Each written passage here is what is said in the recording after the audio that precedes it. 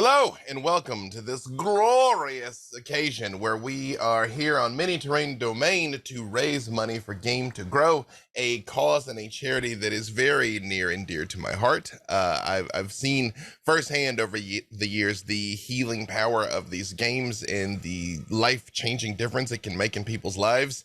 I've been playing since I was 13. That is a fantastic time in life to get started. The other best time to get started is literally right now. So whenever TTRPGs make their way into your life, they will be better for it. We are about halfway to our goal. We're at about $1,500-ish of our $3,000 goal. I believe in you, Internet. You always shock and amaze me with your generosity. I also realize it is a very difficult time, and where it is, gas is like $7 a gallon, so we may not be able to be as generous as we'd like. So I will only tell you to please remember that literally every single dollar matters. Every dollar, every bit, every single thing adds up and makes a meaningful difference in somebody's life. And of course, you can always signal boost what we're doing here right now and what Mini Terrain Domain is doing, because signal boosting is free. I'm going to tell you what our specific rewards are, but first, let's meet these beautiful people so we will know who it is that we are tormenting for the good of the children. So I'm going to go around here in the order that we are in the overlay, starting with Kaya. Hi, I'm Fair, playing Kaya today. Your sea elf ranger. Our pronouns are she, her. Excellent. In Alfior? That's me, Alfior. Hey, yeah. I got it. I'm Michael, I work for Game to Grow, and I'm Alfior Multivia, Ghostwise Halfling Rogue. Fantastic. And Whist. Hello, I'm April. I'm playing Whist. I don't know why. I'm great at these. You know, but we're getting there. It's fine. It's all working. And Cole. Hi there, I'm Nicole or Cole, and I'm playing Des, who is our paladin. I had to think, what am I playing again? Who am I? Where am I? It's level 20. What aren't you playing? And last but certainly not least, Murray. Hello, I am Tamiko, the captain of Team Chaos here at Mini Terrain Domain, just FYI. And I'm going to be playing Murray, the Magic Gabbo. He is a sorcerer. Fantastic. It was important to me that I put both names and faces with these wonderful people that now you at home can twist the screws into mercilessly to make things much harder for them, raising money for the children. You also could make things much easier for them, but I'm sure that is not at all the thing you want to do. So let me tell you what our donation tiers are. For $30, it says you can give inspiration or advantage, but really what you're going to be doing is buying a luck die that they can use for attacks, saves, anything you could use a luck dice for from the feet. We're going to be only playing with one house rule, which is a 1 always fails and a 20 always succeeds, even on skill checks. For $50, you can give them a crit success, a guaranteed natural 20. I'm here to tell you, a paladin can do some wonderful things with a natural 20, as can most of these wonderful people. For $100, the very best thing, no negative repercussions whatsoever, is a draw from the deck of many things. If you're not familiar with the deck of many things, nothing but good things in here. Super happy, fun things. At least they're all good for me. For them, they vary from you might have a knight that shows up to pledge their undying loyalty to you, or you may have death itself show up and you have to fight death one-on-one. You know, whatever. But always guaranteed to have a good time with the deck of many things. And for $500, you can summon an interrupting monster. And if you make the donation, you can decide if the monster is here to help or hinder them. I've had Tiamat show up to help the group. I've had a Sararak riding on a red dragon show up to hinder the group. I've had the Tarask show up more times than I can think. I even had a Sararak riding a Lich Tarask happen in a game recently. So if you make the donation, I will do the thing.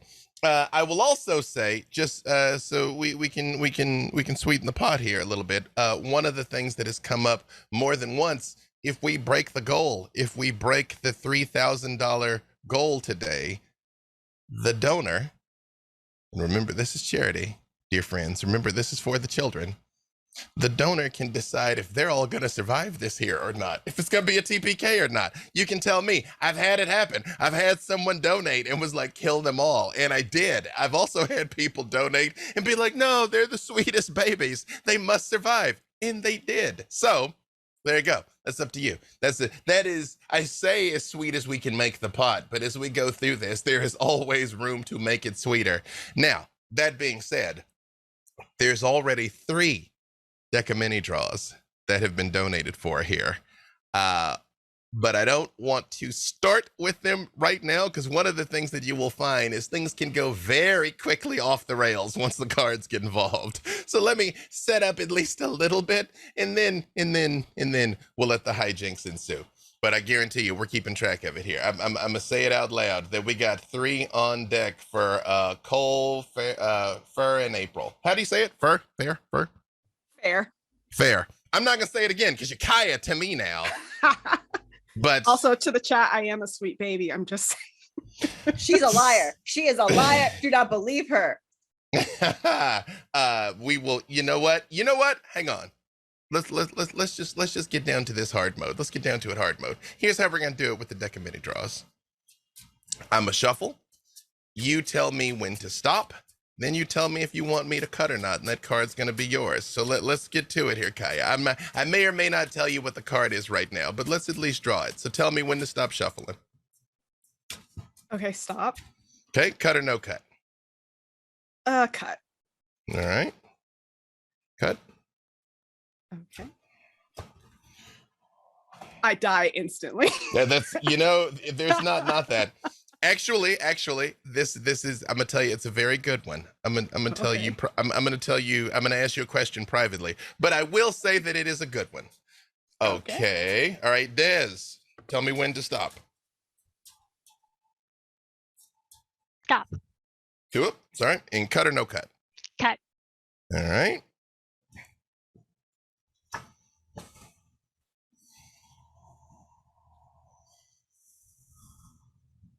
I will get to that in a dramatically appropriate moment. Yes. And Whist, tell me when to stop shuffling. Stop. All right, cut or no cut? Yes, but cut so it's like real short on the bottom. Like you want what was on the bottom to now be the top? Yeah, or the like opposite. That's fine. All right. I just want to make things more complicated. I got it. Terrified. I'm here for it. This is actually perfect. That is perfect. Thank you, Duval. Yes, thank you for setting our hijinks and chicanery in motion here. Perfect. Okay.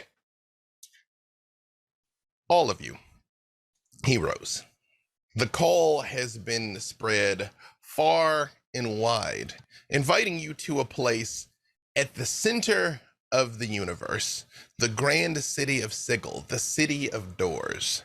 Sigil is shaped like a torus, a ring that floats over a mountain at the center of all creation. And inside Sigil, there are doors that reach literally anywhere. If you can think of it, you can get there from this place at the center of all things. You've each been summoned with promises of lavish, untold wealth, enough to retire on for many lifetimes if you would just come and complete one mission. Some of you may or may not have already been here before, but the number one thing everyone knows about Sigil is that it is run by the Lady of Pain, a towering figure capable of striking living beings dead with a single glance from her masked face. But for now, all seems well, as you have made your way into one of the numerous pleasure corners of the merchant section of Sigil. There are bars and establishments of every taste and pleasure, and you come upon a very simple, very humble looking bar that just says Tina's, but the A is sort of hanging to the side and faded out, so it just says Tins. Murray, what does Murray look like? Well, Murray is an older gobbo, squat but proud. But his being an older gobbo, his skin is no longer a lustrous Heineken bottle green. It's faded a bit from that. He's dressed all in blue and gray robes with wild facial hair. I don't know why he has facial hair, he just does. And silver shiny spectacles. And he has a white cloak wrapped around him that's adorned with some silvery runes that looks like once upon a time it used to be a pretty killer cloak, but nowadays it's looking a little worn and threadbare. Murray's gonna walk into the establishment. Tins, huh? Looks like a nice place. If you think this is a nice place, you haven't traveled too far and wide, have you? And everybody in the bar kind of laughs as you see a cheerful dwarven barmaid behind the counter who is about the same size as you, looks eye to eye, and she just says, fancy a large pint for one of my fellow wee folk. I'm always up for a big pint. Whist. What does whist look like? Whist is a smaller, about 2.5, 3 foot tall Hermagon, so a bunny person. Their ears are long and tied back. It's kind of hard to gauge the age of Whist. She looks middle-aged, 20s, 30s, but if you look at her eyes for too long, it looks she's seen some shit. She looks far older. Wearing a large cloak and some simple traveling clothes. But everywhere she walks, it kind of little things start growing. Murray, you notice out of the corner of your eye this very small Herringon kind of making her way down the bar, and tiny little flowers crack up between the floorboards as she's walking.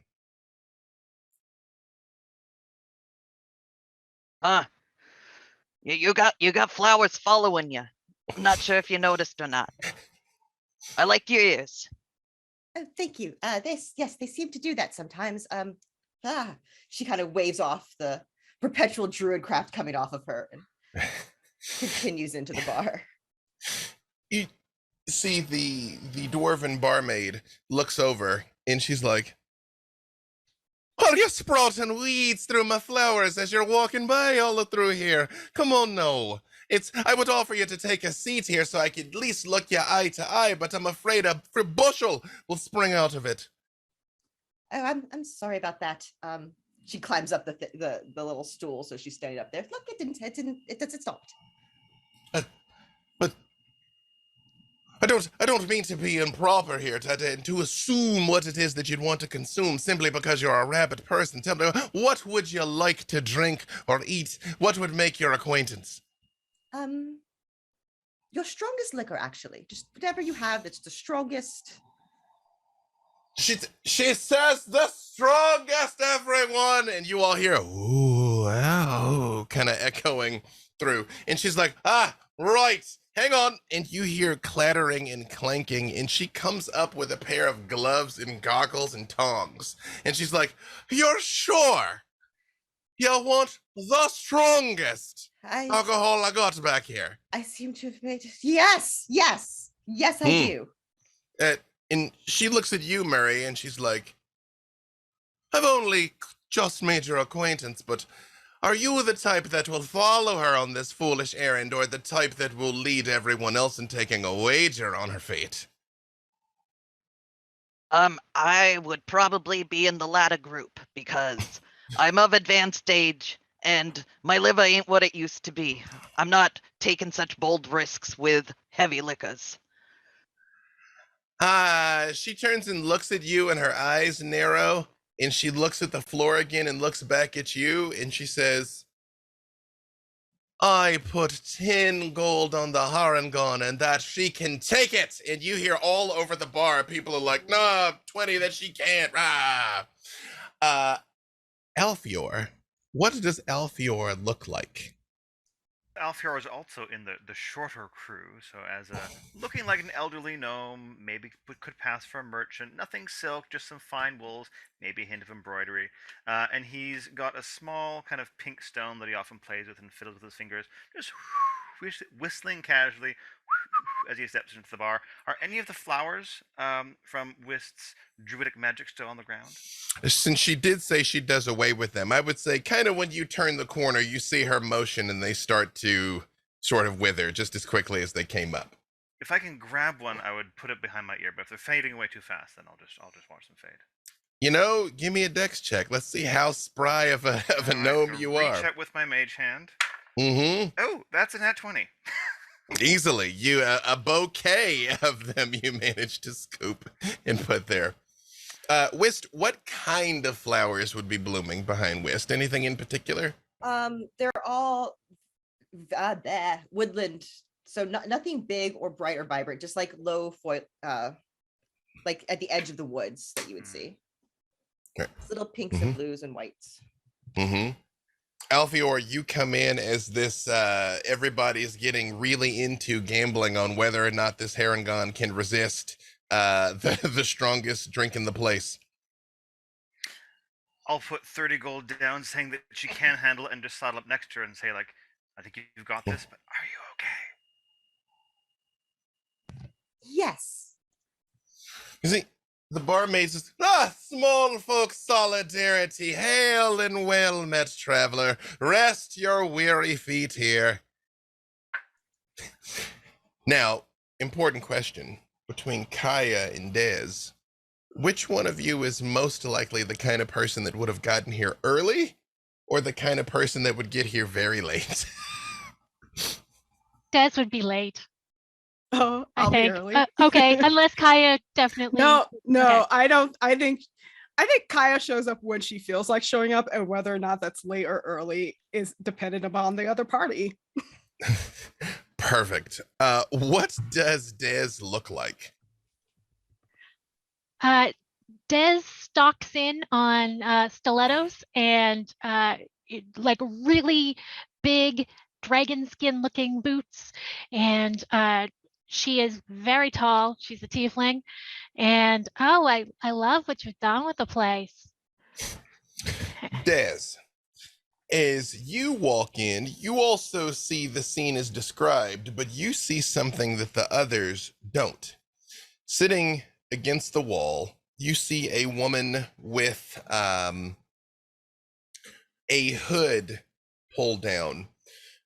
She's wearing gorgeous purple robes that sparkle when you look at them.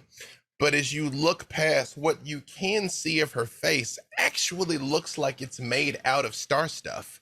Like she has what looks like swirling nebulas on her face.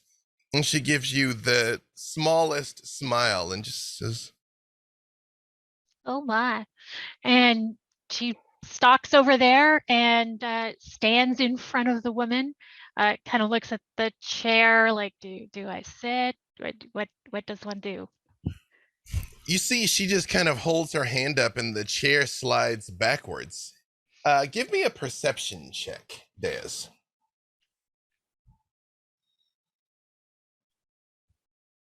Des is not very perceptive. That's a 4. You know, this all seems legit, Des. As you sit down in front of this woman and you see she pushes it back just slightly. She still doesn't reveal her whole entire face, but Des, she is gorgeous. There is a swirling mass of just colors. Her eyes shine like stars are coming from deep within her. When she pulls her hands out from underneath the robe, you see her hands are the exact same thing. All of her skin is this speckled star stuff. And she just says, "You're Des, right?" Yeah, I am. I really love your skin effect. That's so nice. Although the robes are kind of last year. What, for the record, does Des look like? She has bright pink skin, and her clothes are also very pink. Horns that curl up, and yeah. Oh, and big glasses. When you say her robes are last year, she just sort of smiles and says, well, I was indisposed for some time. I've not had an opportunity to update myself to the latest fashion. Perhaps you could help me. I don't know that I could pull this off, but I'm willing to try. Wicked. We'll find a place. Just a quick question for you. You're here on business, right? Yeah, I'm meeting some people.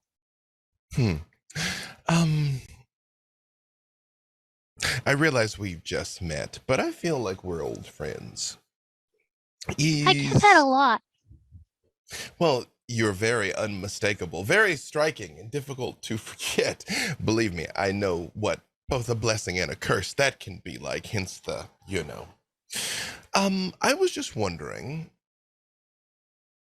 when you go on your mission, if I were to, I don't know, double your rate, just for a little peek at the map, where you're headed, what would you think about that? Well, I gotta be honest, we don't always know where we're headed. I can't see how it'd be a harm.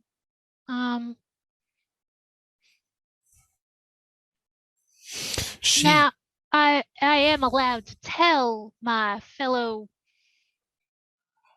adventurers, right? She reaches in her robe and she pulls out something that looks like a cloudy stone that almost looks like a galaxy swirling inside.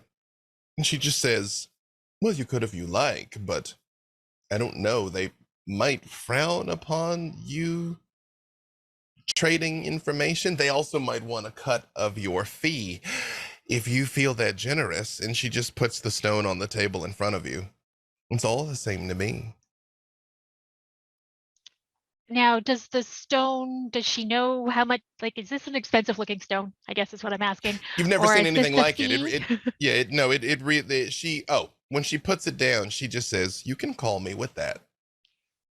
Oh, And fancy. it looks like a swirling galaxy. You've never seen a gem like this, actually. Who knows what it would be, its actual value would be.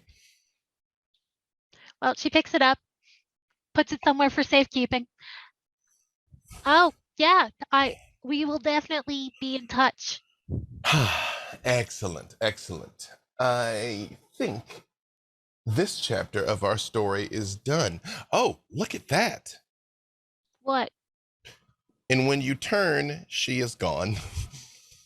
And having drawn the balance card, the moment you pick up this stone, your alignment shifts instantly. But I'll leave it up to you what your alignment shifts to. It does not necessarily make you evil. It doesn't necessarily make you good, but it changes something. So that is up to you. I will also say, as I'm drawing these cards, I'm taking them out of the deck. So the more good ones we get early just means the better ones are waiting for later. So, perfect. Last but certainly not least, Kaya. Give me a perception check. Oh boy. Okay. Perception. Actually, you can give it with advantage Oh, okay. for what we're looking to notice here. 34. Kaya, you see everything that I've said. Again, 30 is godlike success, so you can practically hear the heartbeat of some of these people. especially as they're getting excited, all starting to gamble and put money on what's going to happen to this Raygun, as you see the barmaid has now brought out a container that she's holding with the tongs that like a whitish blue smoke is rolling off of, that she's not looking at. She's like, I assure you, lass, you'll be fine. You're probably fine. There's a bounty of resurrection magic available in Sigil. But while she's saying this to her, you see this pink tiefling, not a peefling, a pink tiefling. I'm from Arkansas. I'm not even supposed to know these words, y'all. Walks in, stops, sits down at an empty table, picks something up off the table that you can't see, and just sort of looks at it for a moment and puts it away, and then looks around like she has a whole conversation with somebody you don't see at all. Looks like she got into her cups a little early. I will also say, with that 34, you realize in the far back corner of the room, there is a table that is just covered in dim light. It's not darkness, not like super, there's nothing malicious about it. But you notice there's just an area around the back half of the bar that just no one's going towards. Like everybody's walking around, drinking, having a great time, and just this place is kind of packed. No one is going over there. Is it almost like they're like, if somebody tries to go there, they suddenly get the urge to go a different direction? They just turn around. Yeah. It's not like they're like, you know what I mean? They just enter and then sort of rotate and just don't go over there. I think I'll head in that direction.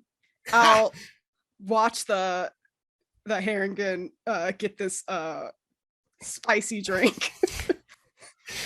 One last important question. What does Kaya look like?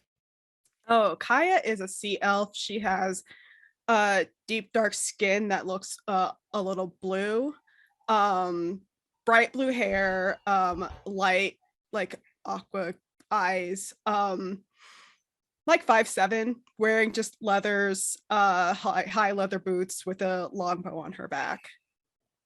Perfect. Excellent. As you get up and you are heading that direction, meanwhile, back at the bar, this bubbling, hissing concoction has been put down in front of you, Wist, here. You see as little particles of it bounce off and hit the bar, they sizzle slightly as they hit. Murray and Alfior being that close, even the two of you, it's kind of like, have to lean back from it slightly, but a not insignificant pot has built up that you absolutely cannot take it. Are you sure you're gonna drink that? Do you have an emergency contact or something? No. And she's gonna grab it and just shoot it back. And as I do it, I'm gonna cast guidance on myself. Perfect. Give me a con save, please. Okay, I got this. Oh, I don't want to do D&D Beyond a real dice. I believe in you. I don't know if okay, we're gonna use D&D Beyond so everyone can see it. Oh, that is a 22. Let me just check one thing here. Plus 3 from guidance, so 25. 25. Hang on, let me check one thing. Now, there's an important point of clarification here that is going to greatly affect what's about to happen. Oh no. But you are a druid, correct? Yes. What circle of druid are you? Circle of the Moon. Perfect. Circle of the Moon druids are not innately immune to poison. Awesome. No, great. They're not. Cool, I just read like 5 times to be sure. Yep. You know, I appreciate that you just came at this with just like Raygun vibes. That is fine. Wist, as you feel this going through your body and you feel your organs, quite frankly, beginning to shut down. And you see the barmaid's eyes look extra big as her goggles are almost like magnifying lenses looking at you here. You unconsciously wild shape into something to protect yourself. Yes. What is it that you turn into? Oh, if I'm shutting down, if it's like the worst thing ever, I think I'm going to turn into one of the biggest things I know. Like, I just feel like that makes sense. Mhm. And one of the biggest things you can turn into in wild shape is a mammoth. You all see It's got the highest con. this tiny little rabbit begins to cough and choke violently, and then a mammoth erupts. You see most of the people in the bar jump backwards, but the barmaid doesn't move. She's looking and she's like, I wasn't sure if you were just going to be outright immune to the poison or just do something, but this still counts. It counts. And you hear people like, boo! And arguments begin to break out as people are kind of scattering and trying to get out of the way of this now not so drunk mammoth, because that was a high enough con that you sort of you keep your wits about you, but it's basically acid she gave you, like, essentially. It's doing the right now. I'm doing the sorry, like lifting my foot up, like sorry. Oh shit, I'm too big. Oh no. I get thwacked by the tail. I'm like, I'll mage hand a few of your own flowers into the top of your mammoth mane. Oh, thank you. Murray, while this is all happening, give me a perception check. Already. Not Murray's strong suit. That's a 12. You notice while she is stomping around trying to be the world's most polite mammoth in a corner tavern, there is just a bright pink tiefling that you didn't notice before now.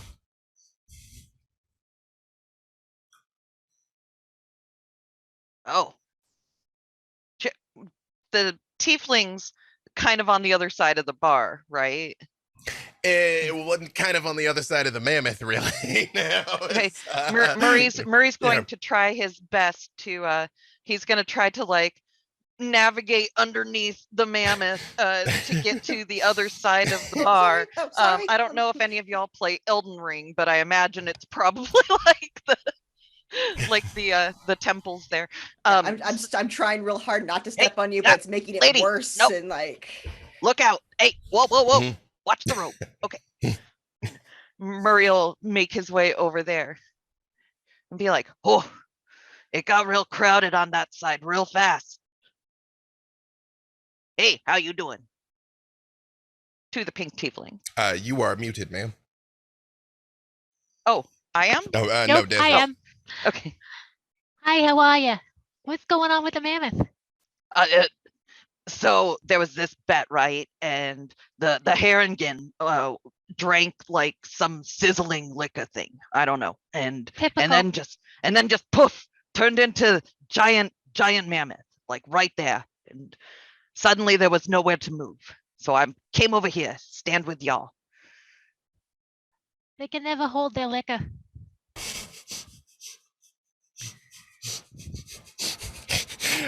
Whist, while you are doing all of this, you just suddenly get just a terrible feeling.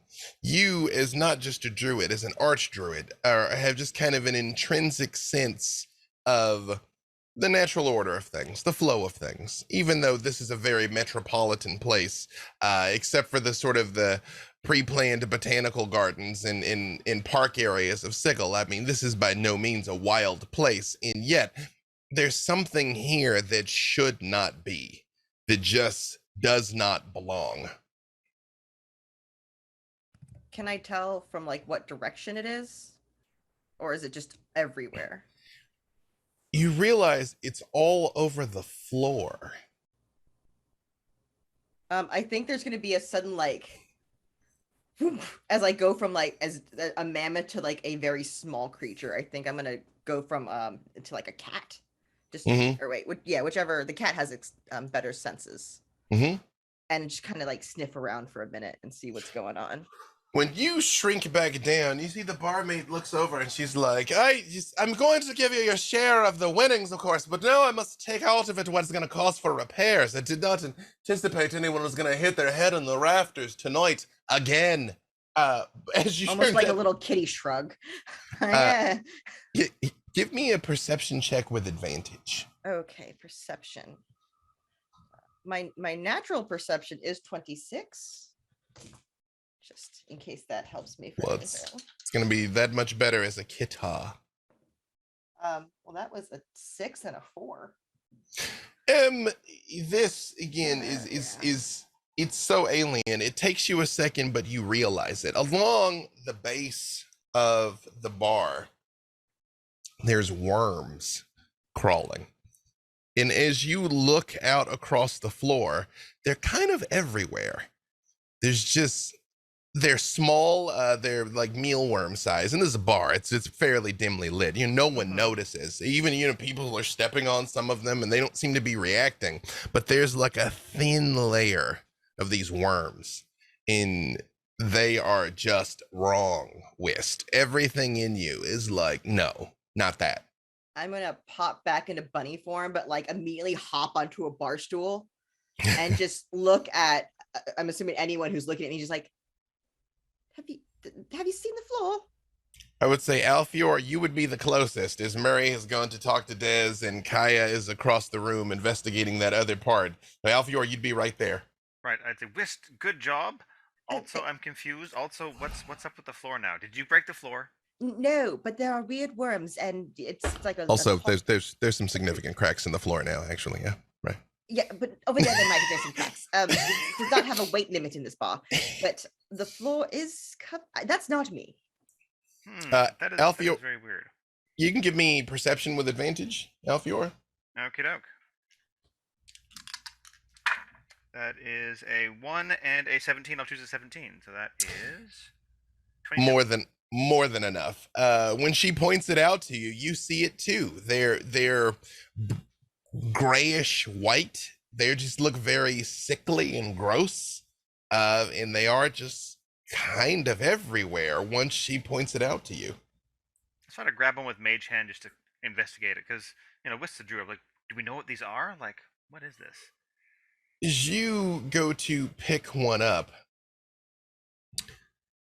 Whist, you notice a few of them have made it up onto the bar, about the size of like a hand roughly. And an eye opens. Stay out of my business, druid, and I will let you live. That I don't know you. That was very rude. Who are you? I'm not here for you. I'm here for the outcast. I'm gonna lead over. Worm. Do you know an outcast? Alfior, you absolutely see this. You see a mass of them sort of form and an eye open in the middle of that mass. The eye rotates and looks at you, Alfior, and it says, I've heard tales of you, gnome. You're supposed to be some great wonder worker. Just a humble merchant. The wonder working is entirely exaggerated. I'm going to try to use my silent speech to see if I can communicate with it telepathically. Does it have a sentience to it? When you try to connect with it, there is a sentience, but you get chaos and malevolence, Alfior. This is just made of otherworldliness. I suggest tactical retreat, Whist.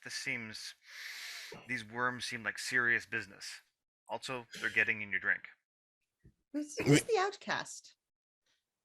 You see, it turns and looks at you, Whist, and a couple of people are starting to notice, and they're like, it looks like the little rabbit last threw up worms. Wait, is that worm got an eyeball? Why is the eyeball worms on the bar? And you see, it turns and looks back at you, and it says, you have ruined everything. You and I will conduct business later. And the worms just start to die. Because you drew the flames card, where you have made an enemy of an outsider. Oh no. Drama. Bar drama. Oopsie. While all of this is happening and people are kind of like looking around, you see all of them stop. Everyone but the five of you just stop moving, stand up, put their drinks down. They even put their coins down, and they all turn and walk out. Even the barmaid, she's like laughing and joking with everyone, and she just stops also, comes from behind the bar, walks out, leaving all of you in there alone. The worms on the floor quickly all just start dying. Once it says what it says, they just sort of shrivel, and that's it. And you all are standing in a now very quiet bar with a clear look at each other, having probably just noticed Kaya for the first time, given those previous perception checks. That was very unsettling. I'm gonna use some gust to just like blow the dead worm carcasses away. Just. I mean, the worms were weird, but what was with the migration out the door there? We should leave. If everyone else left, we should leave. Yeah, I No, think so. please don't leave. You all hear a voice come from that back corner right next to you, Kaya. You've traveled all this way to conduct business. It would be a shame were you not to be able to collect your just rewards. And you all see that dark part of the bar sort of dissipates a little bit. And you see a person in very rich purple leathers with a very wide brimmed hat that is just sort of tilted downward. And you hear in your minds all at once, Whist, Murray, Alfior, Des, Kaya, thank you for joining me. I must warn you, my appearance can be a bit unsettling, but I assure you, I mean none of you any harm. Well, I mean, the little rabbit was just talking to a bunch of worms with an eyeball, so. Yes, that's part of the problem, part of why I need all of you. We're all in a little bit of a competition, you might say. Who's we? I guess. You see two very slender but gloved hands. You notice you can't see skin anywhere on this person, and they still have their head down, where you just see like the wide brim of the hat. And she says, I assume we can speak freely here. No one is going to be too hasty. I've heard the stories. I know what you all can do. Well, I mean, sure. I promise nothing. Shah, Des. I would expect nothing less. And she raises her head, and you see the pale bluish pink sickly flesh of a mind flayer. Her tentacles are a little shorter than most that you've seen. And she looks to each of you, and she says, well, I've not been disintegrated yet. That's a good start. Good start. All of the, when she's talking, you hear her in your heads. She's like, gather around, friends. I'll take a seat. She turns and looks at you, Kaya, and she says, you know, I say I've heard the stories, but they do not do you proper justice. You are wondrous to behold. Well, thank you. I will say, not all mind flayers are created equal. I've met some in my time that weren't so bad. Well, I assure you, your experiences have been different than most. I have, by fortune, luck, whatever you wish to call it, managed to extricate myself from the collective, so I choose a slightly different path. And she kind of holds her hands up, showing her very unmind flayery clothes that she's Yeah. wearing. Yeah. And fabulously so, I might say. Stop. I appreciate, and you see her tentacles do like quiver slightly, like she's like, "Oh, stop it here." Does anyone else take a seat at the table? I'll say Yes. such class deserves tea. Yep. I'll go get some tea from the barkeep to serve everyone. There's no It's a- barkeep anymore. There's no I bar. was gonna say, yeah, no, she left. Yeah, it's surprisingly hard to find tea at the bar. You find alcohol of every race, nation, and creed, but finally you do Bring a find. bottle for us to share. Yeah. She, once you're all there, she just steeples her hands and she says, "Well, the request is simple, but it is not easy. There is a cargo that has been lost. I happen to know its destination. All I require you to do is go there, collect it, bring it back here. And I will pay you more money than you could spend in 10 lives." How much would that be exactly? Well, normally this might be where I got a little litigious and say that a tiefling is probably going to live longer than a goblin and blah, blah, blah, blah, blah, blah, blah, but millions of gold. Each, of course. Because I gotta be honest, I've had an offer for twice what you're paying from someone else. Who might that have been? Don't know, didn't get a name. Well, then how were you supposed to collect? She pulls out a little the glowy rock thing, and I'm supposed to call.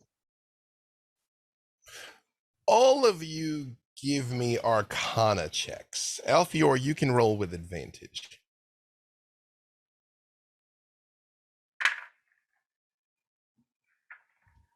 Yeah, that's a 7. Me too. Yay. Six. 19. 19. I would like to remind you all again, you can donate for deck of many thing draws, interrupting monsters, give them advantage, give them crits.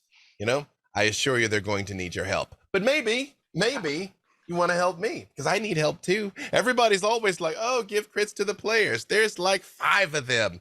Why not give crits to the monsters? They're the ones that really need your assistance. Again, it's all for the children. Perfect. What was the highest one we got there? Sorry, from Alfior. 19. Alfior, when you see that gem that Dez holds up, you and Whist get the exact same vibe that you got from the worms. Alfior, you feel that same twisting chaos coming from it. And Whist, you also feel like it should not be. It is as far from natural as is possible.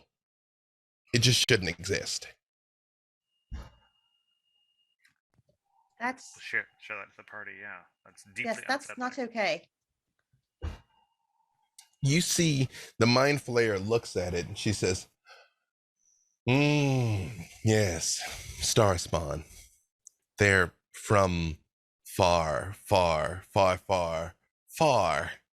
out into space where things start to break down, shall we say. Dez, what exactly did she ask for you in exchange for double the payment? She said something about a map. Now, I just, it didn't feel right taking somebody else's cash to do the same job. No. Well, this actually might be advantageous if you were to show them at the right time. then perhaps you might do me the small service of eradicating some very, very, very old friends of mine in the commission of your duties anyway. Everyone wins. Then you just take the money from them. Well, you referred to us as friends, and now you're referring to somebody you want to eradicate as a friend. I'm not sure I want to be friends. She makes a good point. This human, the way other sentients connect to each other, that's not, I thought friends was a thing. What do you call people that you wish to kill utterly? Because for mind flayers, that's everyone. So I was like, if you were not that, then what's the word for that? That is like, I like you, but I don't like you. How do you? Enemy? Enemy is usually Nemesis. Nemesis. Nemesis. Yeah. Nemesises. Sometimes- Nemesi. Sometimes frenemies. Kind of just depends Frenemies? about the. I prefer adversary. That Villain. adversaries, villains, all of that. Sometimes X's. Yeah. Not wrong. Right. Yeah. The collective gets sticky. But that's neither. Yes, I know. Yes, that's neither here nor there. Suffice it to say, she is not a friend. She is an adversary, nemesis. Not X. Adversary. Adversary. That. I'll be honest. I kind of like adversary side. I think that puts it all together. Thank you. And she does that thing again with yeah. Mhm. Can we do an insight or something to see if Sure. like she's being honest? Who is Absolutely. the liar here? Sure. Star person or 11. This all seems legit, Kaya. Seems fine. hmm Why would a 14? mind flayer lie to you? 30 Yeah. an insight. No one would ever lie to me. Alfiora, she's not lying. Everything she said to you has been true up until now. I'll say yeah, she may 14. not understand Any better? friendship, but she understands truth. And she looks at you, Alfiora, and she says, well, where I come from, we sort of don't have any secrets, so there's no point in lying. I can respect that. You all can call me the outcast, by the way. That's what they started calling me here when I showed up, and it just stuck. So, but she does put a small box down on the table, and she looks at Dez, and she's like, hey, would you just for a moment, would you just mind if you just sort of turn around for a second? Sure. She gets up and she turns around on her little stilettos. She hits a button, and you all do see a projection, a 3D projection of stars in planets. And in the middle of it, there is just a red X floating. And she says, this was the last known position of our cargo. Go there. I will provide you transport, of course. Bring it back. That's all. Like I said, simple, probably not easy. Definitely not easy. Going out $1 million fetch quest. What could go wrong? A quest in space. Well, I mean, Quest! quest in space.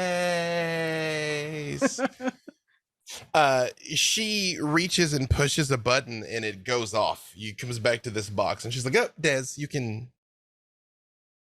She totters on her little stilettos and turns back around. She just sort of pats it, and she's like, if you decide that you want to give a peek to our adversary side, there you go. Turn it on. And she pushes it forward in the middle of the table towards all of you. And she says, hey, although I suppose that's only half of what you need. And she goes over and walks to a door that is behind her and opens it. And when she does, outside, you don't see the back of a bar. You see stars in the deck of a ship. I love this place. Would you all like to care to join me? Yeah. I'm Why game. not? Yeah. Absolutely. 100%. Whis would already be like kind of edging towards the door, kind of like, what's in We here? should pay the bill before we leave. She looks back and she's like, I will see that Tina is well compensated. And for the unfortunateness, Whist. Oh, and I do mending on like a bar stool as I walk out. Like one busted up bar stool's like, you know, back up as you're leaving, as you step out, what looks to you all, you leave the bar, but you come out of what would be like the captain's quarters of a vessel onto the deck of a ship. Except this is no ship like most of you have ever seen. It has a wooden deck, but to the side, it has got huge gossamer wings like a moth on each side of it. The back of it, you can see there is a very large trebuchet, like a weapon emplacement. There's a similar one at the front. And as you kind of take it in, it just looks like a giant astral moth. And she says, I don't happen to know, are any of you familiar with spelljamming? Nope. I remember parts of it from years and years and years ago. Who of you do you think has the strongest will? Most intelligence, really. Actually, I suppose those aren't the same things for most sentients. Who do you think is the smartest? And I realize that could be an insulting question, but it is important. It is not me. I count on my fingers. My grandpappy was smart. I don't know how to spell jam, but I at least know what those letters are. Well, Oh, I think Oh no, Okay. did we all make? Oh like- no. just add a character. Oh, you have 18. Okay. Oh yes. For 1 second there, I was like, oh my god, we all dump statted int. This is it's fine now. It would be really not fine later, but it's fine now. Don't worry about it. She leads you all down into the depths of the ship, and it's really beautiful. It is very hand carved, lavish lacquer. It is like this ship is a work of art in and of itself. And she brings you to a it is a rainbow ship for Pride Month. She brings you to a room that has a what looks like a wooden throne, but there are wires coming off of it that kind of extend off into the wall. And she says, if you would have a seat, Master Gnome.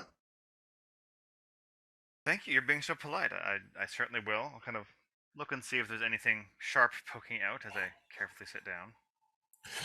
When you sit down, you sort of, just like as you reached out and tried to connect with the mind of that mass of worms, you almost feel it's like the chair's calling to you, like it's trying to connect with you. Kind of pat the arm a little bit. There, chair. When that happens, you feel this rush of sensory input. At first, it's slightly off-putting because your arms and legs go kind of numb, like pins and needles, like when your arms and legs go to sleep when you've been sitting wrong for too long. But you become immediately aware of the ship, every inch of it. You know every room, every floor, everybody who's on board. You can feel their feet. You are aware that you could will the ship to do something, and it will. This is a very large ship. Ah, but you are a very smart gnome. Where are we headed? She holds her hand out with the box and she hands it to you, Kaya. And she just looks at Des for a second, but she winks when she looks at you. And she's like, that will guide you along your way. I only ask that you allow me to get back off before you all set out. It shouldn't be long. Absolutely. How do we contact you when we're finished? She sort of reaches down and pulls out a handful of sending stones. They are bright red gems that all of you would recognize immediately. And she has 5 of them and hands each of them to you. She's like, If you need anything, call. When you are ready to come back, just reverse the directions. It's impossible to miss Sigil. You just sort of fly towards the middle of everything, right? That's probably nowhere near as instructive as I thought, but either way, I believe in you. What is this cargo that we're rescuing? Like, how will we know that we found it? Oh, you'll know when you see it. And she turns. Is it gonna eat us? Will it eat you? The Probably not. universe? No. No. No. You're grand, powerful adventurers. Everything will be fine. Oh, good. Yeah. Never Kaya. fine. They say it's fine. Kaya, might I have a word with you? Of course. As you are walking back up towards the top of the deck, as she's heading back towards that door that you all came through, she turns and looks at you and she says, I think you in particular may want to carefully search the hold. Okay. Perhaps when you come back, we might raise a cup, discuss fashion. Would love to do so. Best of luck to all of you. And she turns and walks through the door and closes it behind her. If you do open the door again, Kaya, inside there's captain's quarters. So it's wherever the connection was. It's not back to the bar. I claim that room as mine. Finders keepers. Basically. And I found it first. I guess I'll go back first to the group to give Alfior the map. And maybe as I'm handing him the map, I say, Des, would you like to come with me to the hold?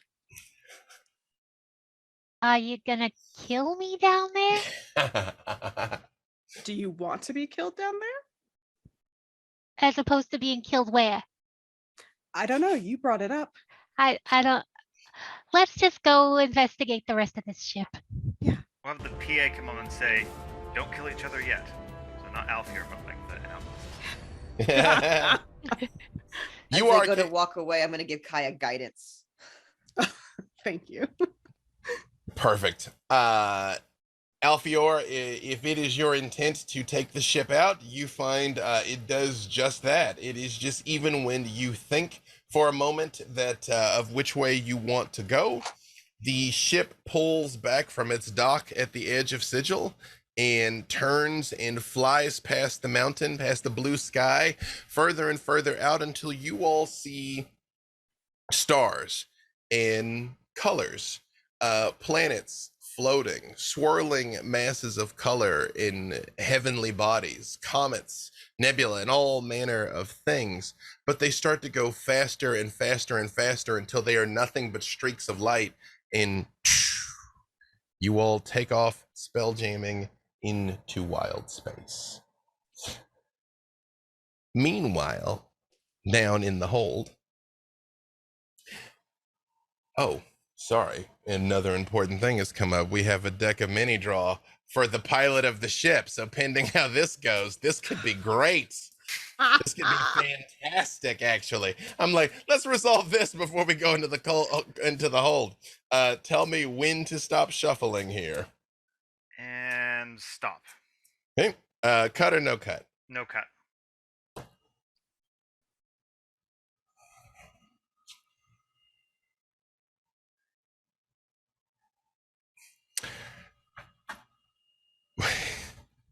Oh, no. Alfior,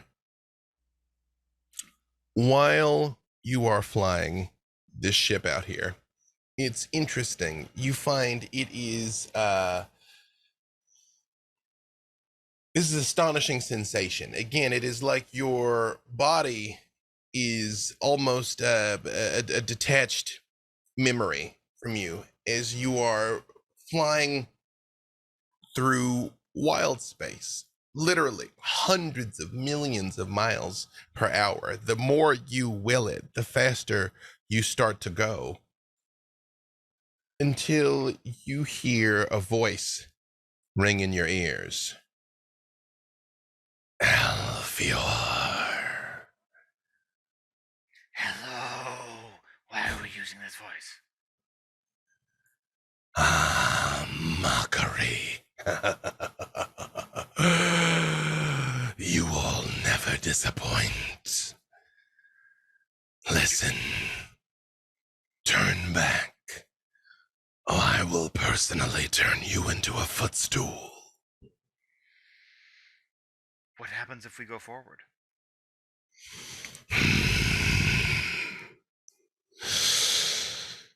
Consider this your one and only warning. And you all feel the ship violently comes out of wild space. Like somebody pulls the emergency brake on a car that is traveling at 100 miles an hour and shifts violently back into normal space. And a piercing, shocking headache goes through you, Alfior, as it is worse than just pain. It feels like death itself. You have drawn the Uriel card and have a -1 penalty to all of your saves, as it is like a piece of you has been taken somehow. For those of you still in the control room, Murray and Wist, you see black lines kind of form along his temples as the ship comes out of wild space. Hey, what? Easy on the brakes there. Oh, hey, are you okay? Maybe some of those fumes from Whist's drink got in me somehow. I thought the worms were bad. There's something else after us as well. I'm not gonna lie, you look terrible. What do you Something's mean happened to you. Something else is after us. Something said to turn back, or he'd turn us into toadstools, footstools, bar stools. But you fixed the bar stool, so I think we're okay. Alfier's not entirely sure what happened. So something is threatening to turn us into furniture if we don't turn around. Correct. Do you know who it was? It wasn't the worms. But they seemed similarly angry and malevolent. Hey, maybe it was the adversary.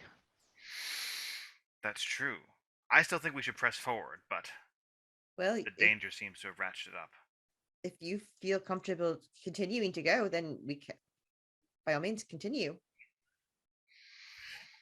When you even think to yourself, we should keep going, Alfior, the ship picks up speed again and right back into wild space. Lay into course number 1. Is he talking Kaya. to you? I think that's you.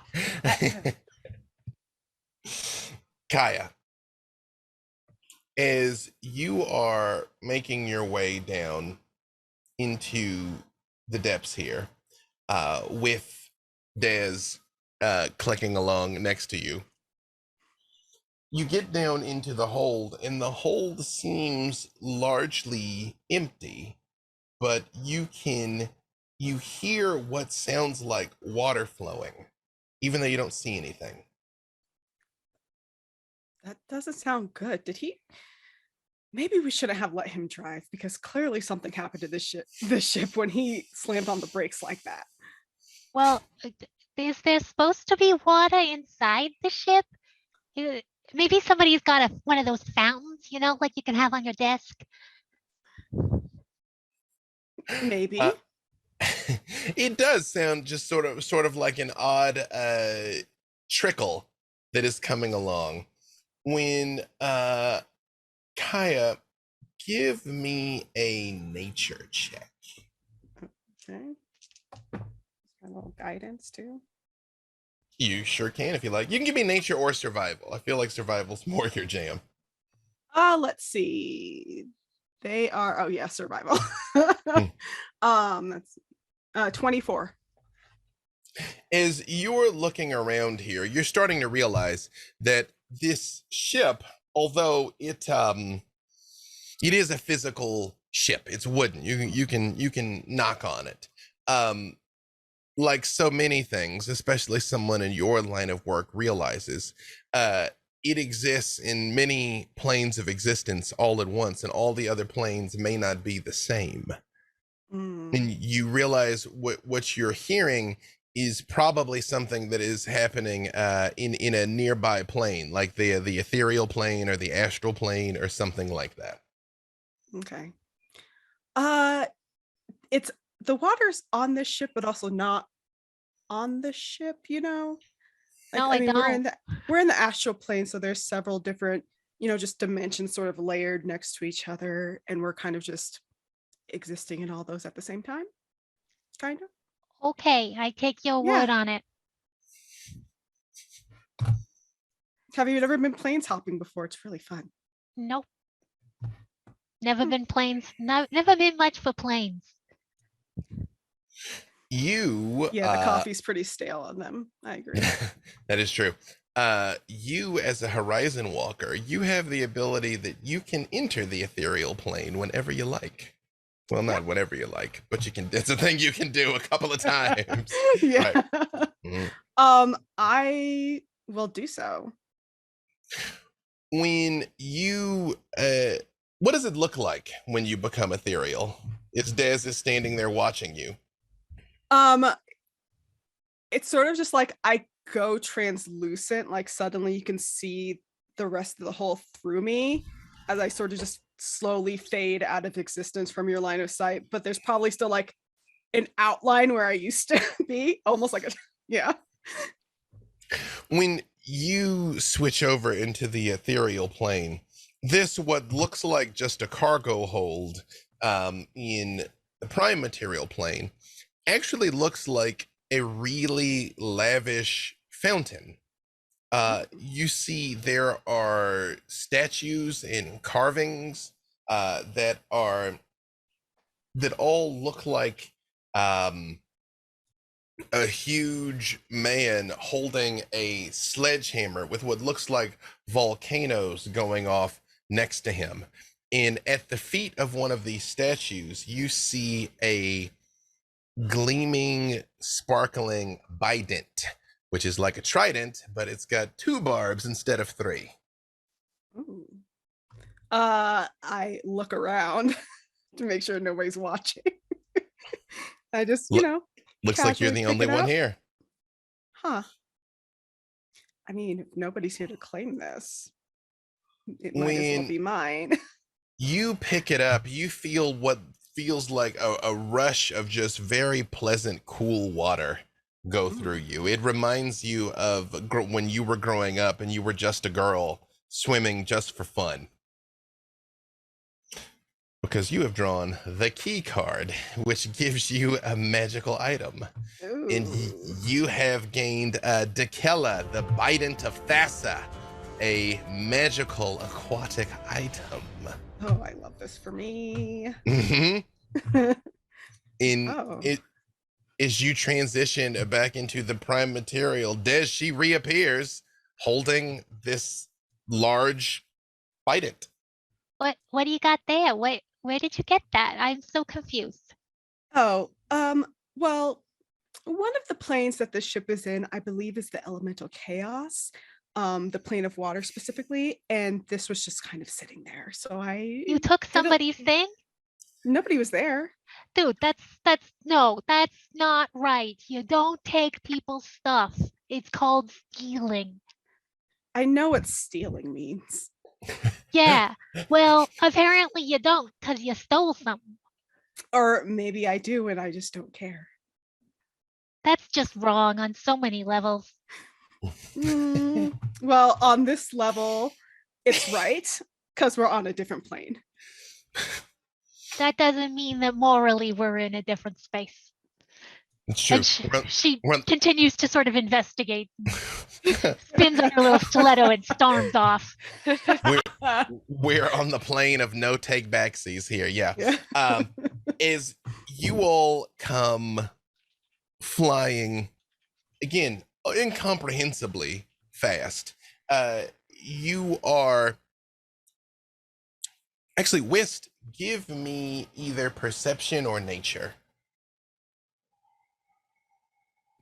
I'll do perception because nature's intelligence based, and we've already confirmed that we're not highly intelligent.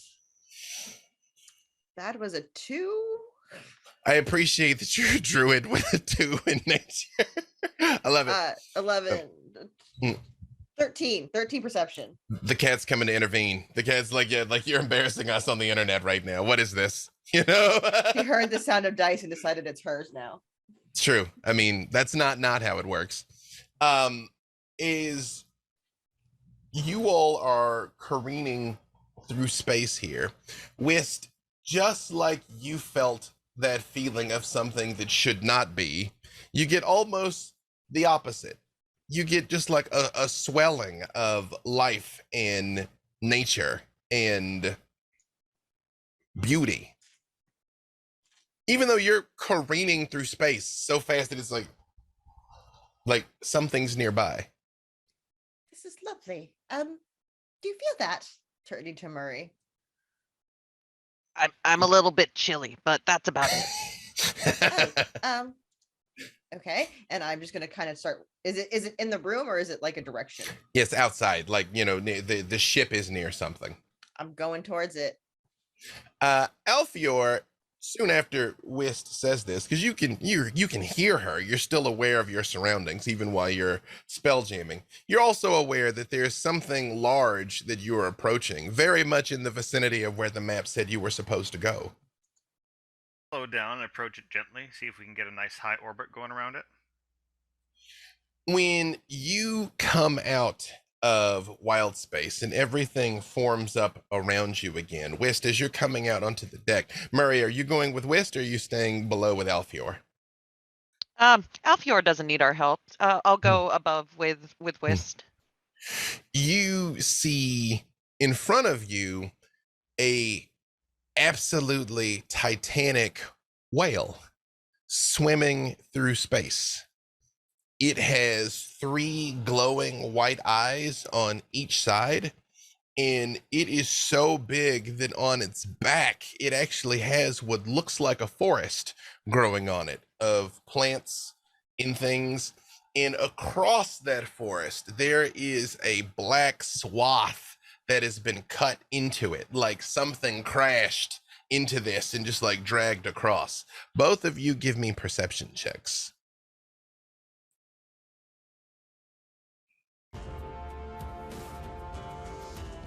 That's an 8. All Murray's focused on is big ass whale. No, you can see that something has basically hit the back of it, but you can't make out which. Kaya and Dez, as you all make your way up onto the deck, also give me perception checks, because the feeling of the ship coming out of re-entering normal space is unmistakable.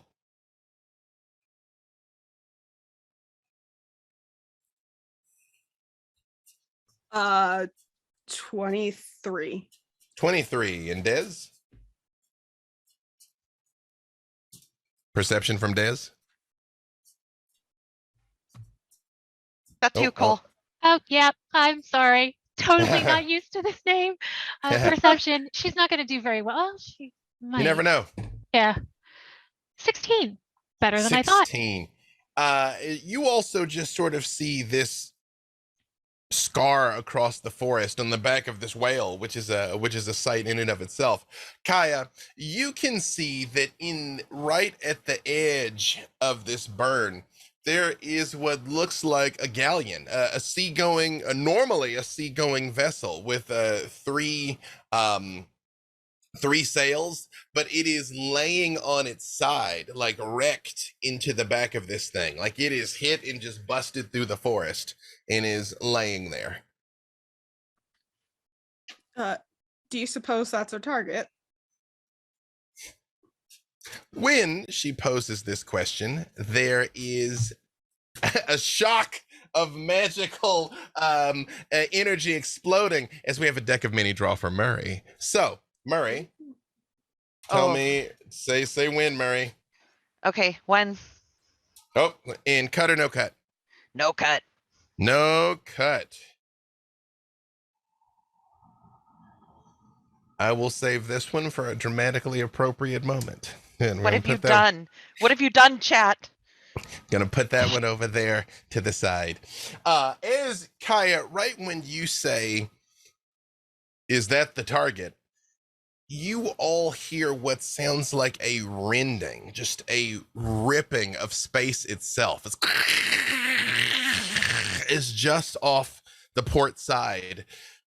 A rend opens in space itself, and you see a horrific thing come emerging out of it. The first thing you see is the tentacles as it comes out, but behind that, it is attached to another vessel that looks like a gargantuan mollusk, rips into space next to you. And you all hear in your heads, "Oh, well, this is unexpected. Welcome, friends. Your long journey is at an end. A life of difficulty, of confusion, of meaningless is now over, because now you will serve the Mind Flayer Collective." And that seems like a great place for us to take a little break. So we're just going to do a quick five. Don't go too far because we don't have a lot of time, and we will be back. I'm sure this is going to be fine, but you can help make it fine with your donations, or you can help make it not fine with your donations too. So whatever you like. But in the meantime, quick five. We'll be right back. Flames and explosions as the ship is ripped into pieces, and they couldn't hear us. Oh, okay, wait, hang on. Let's go back 5 minutes. Hello, everyone. Welcome back. Yes, we're here once again, raising money for Game to Grow, a fantastic organization and charity. Thank you all so very much for your generosity up until now. I just want to remind you of what the donations are. It is about to get real. It is about to get really, really, really real. So if you would like to help or hinder them, that's cool. Again, $30 will give them inspiration or advantage. Again, it'll basically give them a luck die. They can use it just like the luck die from the feat. $50 will give a critical success. I'm here to tell you, paladins can do amazing things with guaranteed crits. $100 is a draw from the deck of many things, which again is unilaterally good for me. And death itself is still somewhere in this deck. So, we got to get there to get it to come out. And $500 is an interrupting monster. If you make the donation, you can decide, is the monster here to help or hinder them? They are a group of level 20 heroes. They are very strong and capable. So we have about an hour left to go on this. And we're about to be pedal to the metal. But again, thank you for watching. And as I said at the top, I understand. I just threw around a lot of big numbers. That is not always possible. There was plenty of times in my life I didn't have an extra $5 to donate to something. Every little bit counts. Every dollar, every bit, all of it adds up to make a meaningful difference for the tremendous work that they are doing at Game to Grow. That being said, let us roll initiative. So, Alfior, here's how this works. Technically, when you are spelljamming, you are spelljamming, but you can leave the helm of the ship and come up on board to basically do what you were going to do. So it's not like you were just stuck to the ship for the balance of the fight here. Also, just to give you all an idea, for those of you that aren't familiar with Spelljammer, the way it works is the ship has its own weapons. You can use the ship's weapons that are basically, it's got a trebuchet and I forget the name of the thing now. It's basically a giant crossbow, but it's got a word, an important word. It'll come back to me in a second. Ballista? It's a ballista, yeah. It's got a trebuchet and a ballista. A trebuchet is a super dope catapult. You can use those weapons. You also, any of your spells and effects, if they're within range, you can just cast spells normally. You can also try and go over to their ship because the Astral Moth that you're on has a sphere of gravity around it, and the other ships have a sphere of gravity around it. So you can do ship-to-ship things and try and board and all of that. And we're less than $1,000 from our goal. So thank you all so very much. And this is only like the third game, so hey. Right. Does the catapult and ballista, does that require us to go to them, or can we do that with like psychic commands or something? You physically have to go to it. It's still got gears and chunks and things. Like I said, you can kind of set the ship on autopilot and come out if you like. You also can stay there and maneuver the vehicle if that makes more sense for what you want to do. Okay, so let me get ready for everybody's initiative here.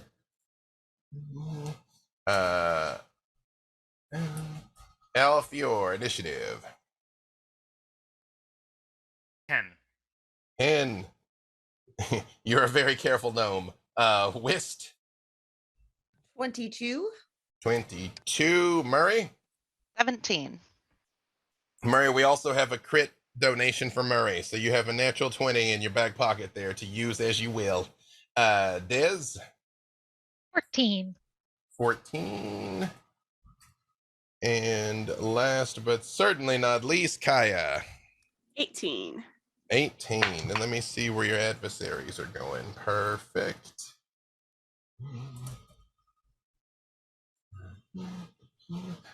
Whist, you are going to be first.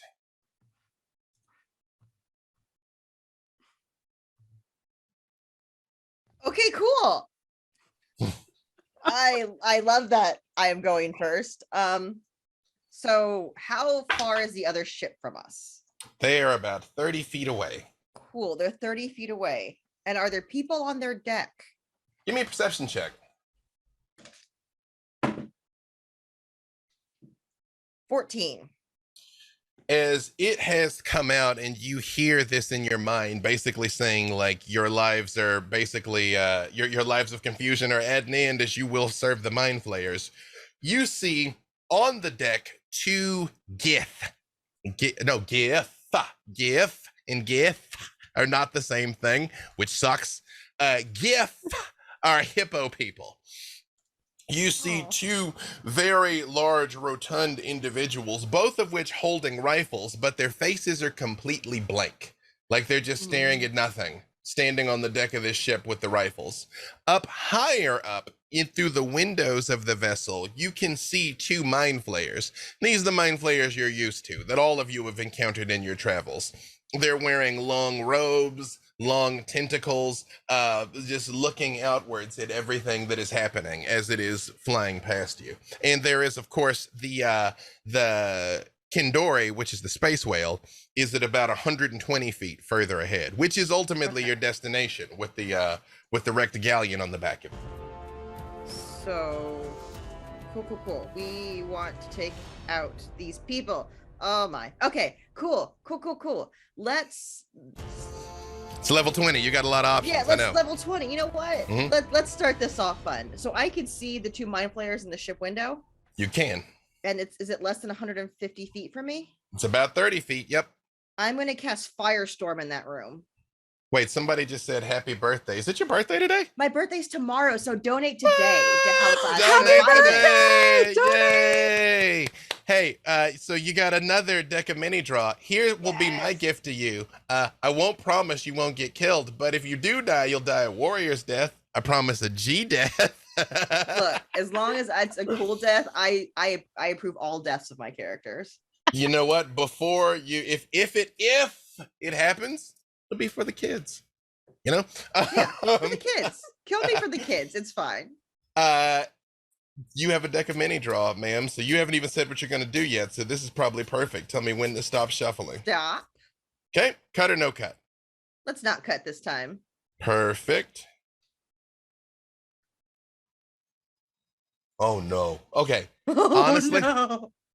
there's a few of them in here, all jokes aside. There's a few of them that are so cruel that it's just like not fun. Like it's not fun to be like, ha, that happened. It's like, no, that just sucks. So I'm actually gonna bury that one. What was it though?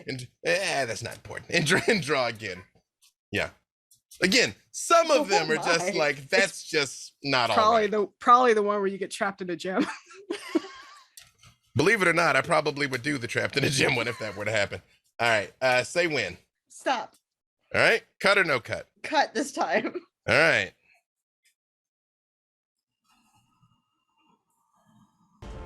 Well, the good news is it's a good one, but the bad news is it's kind of the lamest one of the whole lot here, but that's okay. We'll come back to that momentarily, but it's a good one. It's a good one.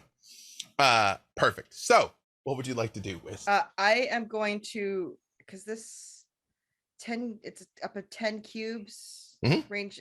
Yeah, Firestorm in the room with the mind flayers.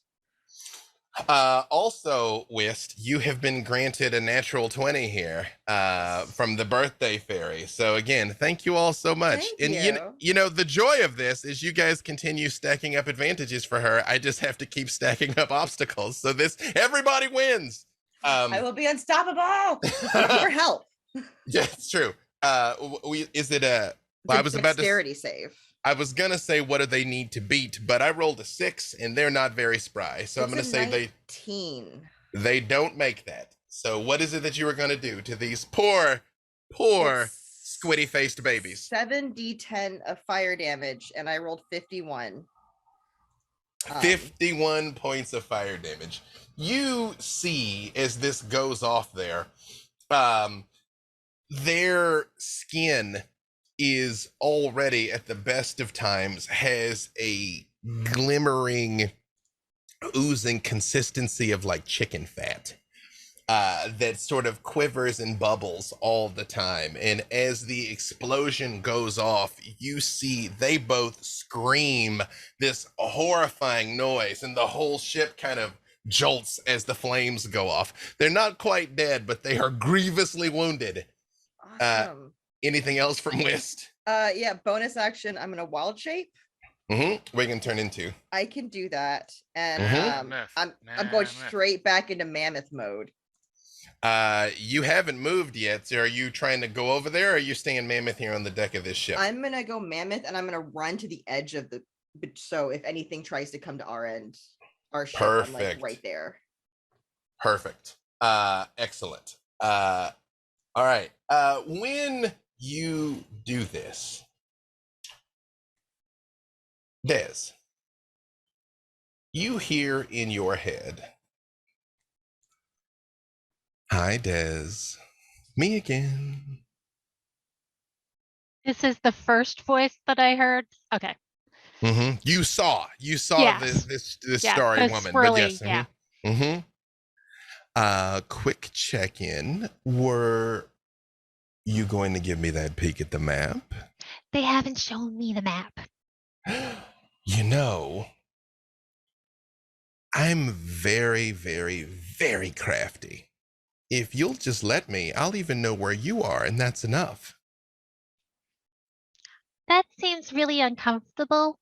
I mean, what if I have to use the, ladies? And no, I'm not okay Oh, no. with that. No. Not so. You're not going to be helping me? I'm not gonna let you track where I am. I mean, that doesn't seem very fun. Very fun. Okay, right. Here's the thing. I already tracked you because you took the stone with you, you foolish tiefling, and now you can die like the rest of them. And they're on the deck of the ship. You all. Oh, so this is one of the ones that we can see inside, or is this? Oh no. Oh no. Okay. No, a whole other thing is about to happen.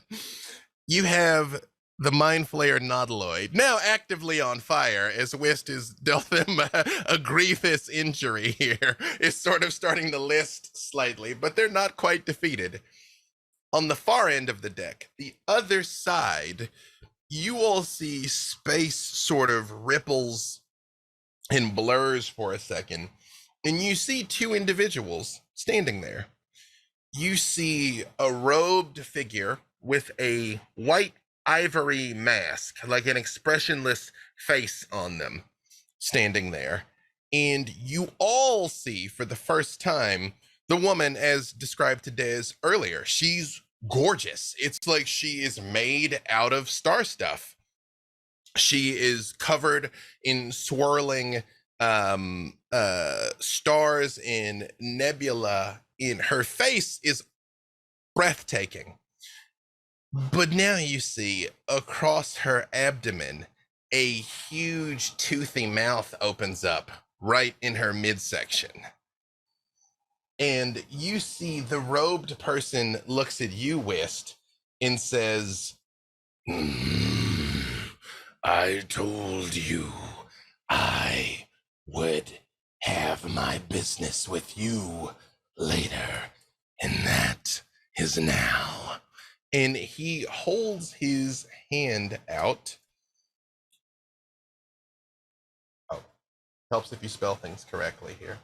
I apologize. I accidentally closed what I needed in just this moment.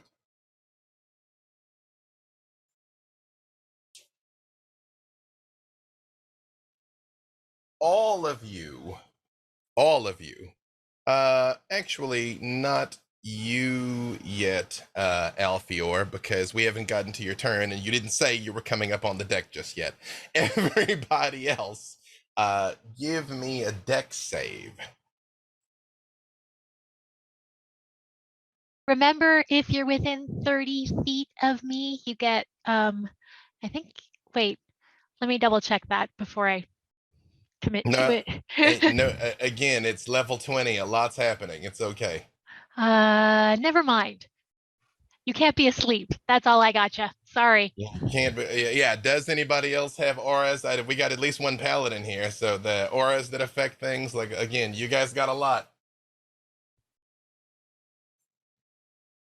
No auras for me. I have an aura, what is it, that I'm actually going to use on myself right now.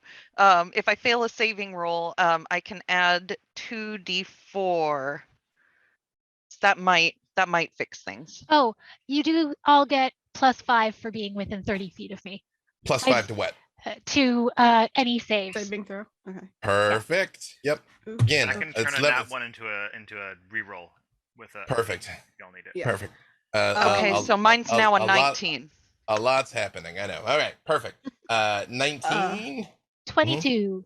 22. Also 22. 22. 29. 29 and 19 was what you needed to beat. So you all see he holds his hand up and out of his arms a spray of those worms start coming out. But this time they're not just harmlessly crawling along. They are biting and digging and burrowing into you. They start to cover up your eyes and mouth and blind you, but since all of you made the save, you shake that part of it, but you take 22 points of necrotic damage. That's not counting any sort of mitigation or things that you have. You see these things are continuing to try and wriggle and get on you, but you think you probably have shaken them off of you. And Nebula looks out kind of towards the mind flayers, and she looks over towards the boat, and she just says, Des, thank you so much. We could not have done this without your help. And she vanishes.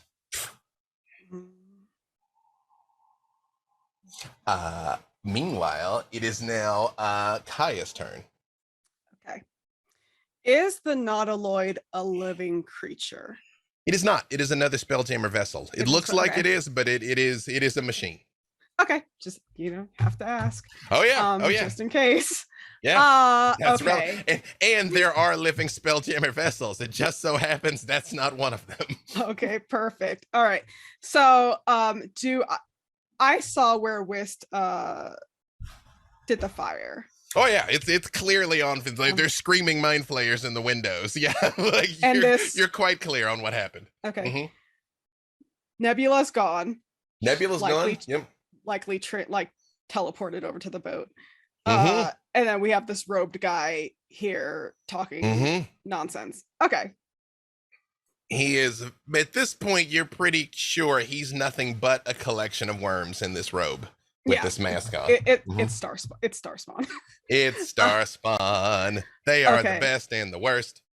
I do love them. Okay, I'm going to attack Star Spawn. Perfect. With my longbow. Okay. And I think I'll use sharpshooter here, so -5 to add 10 to my damage. Okay. Okay. 23 to hit. More than enough.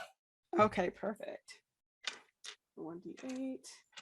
And then I'm also going to, with my bow, I can do an additional, let's see.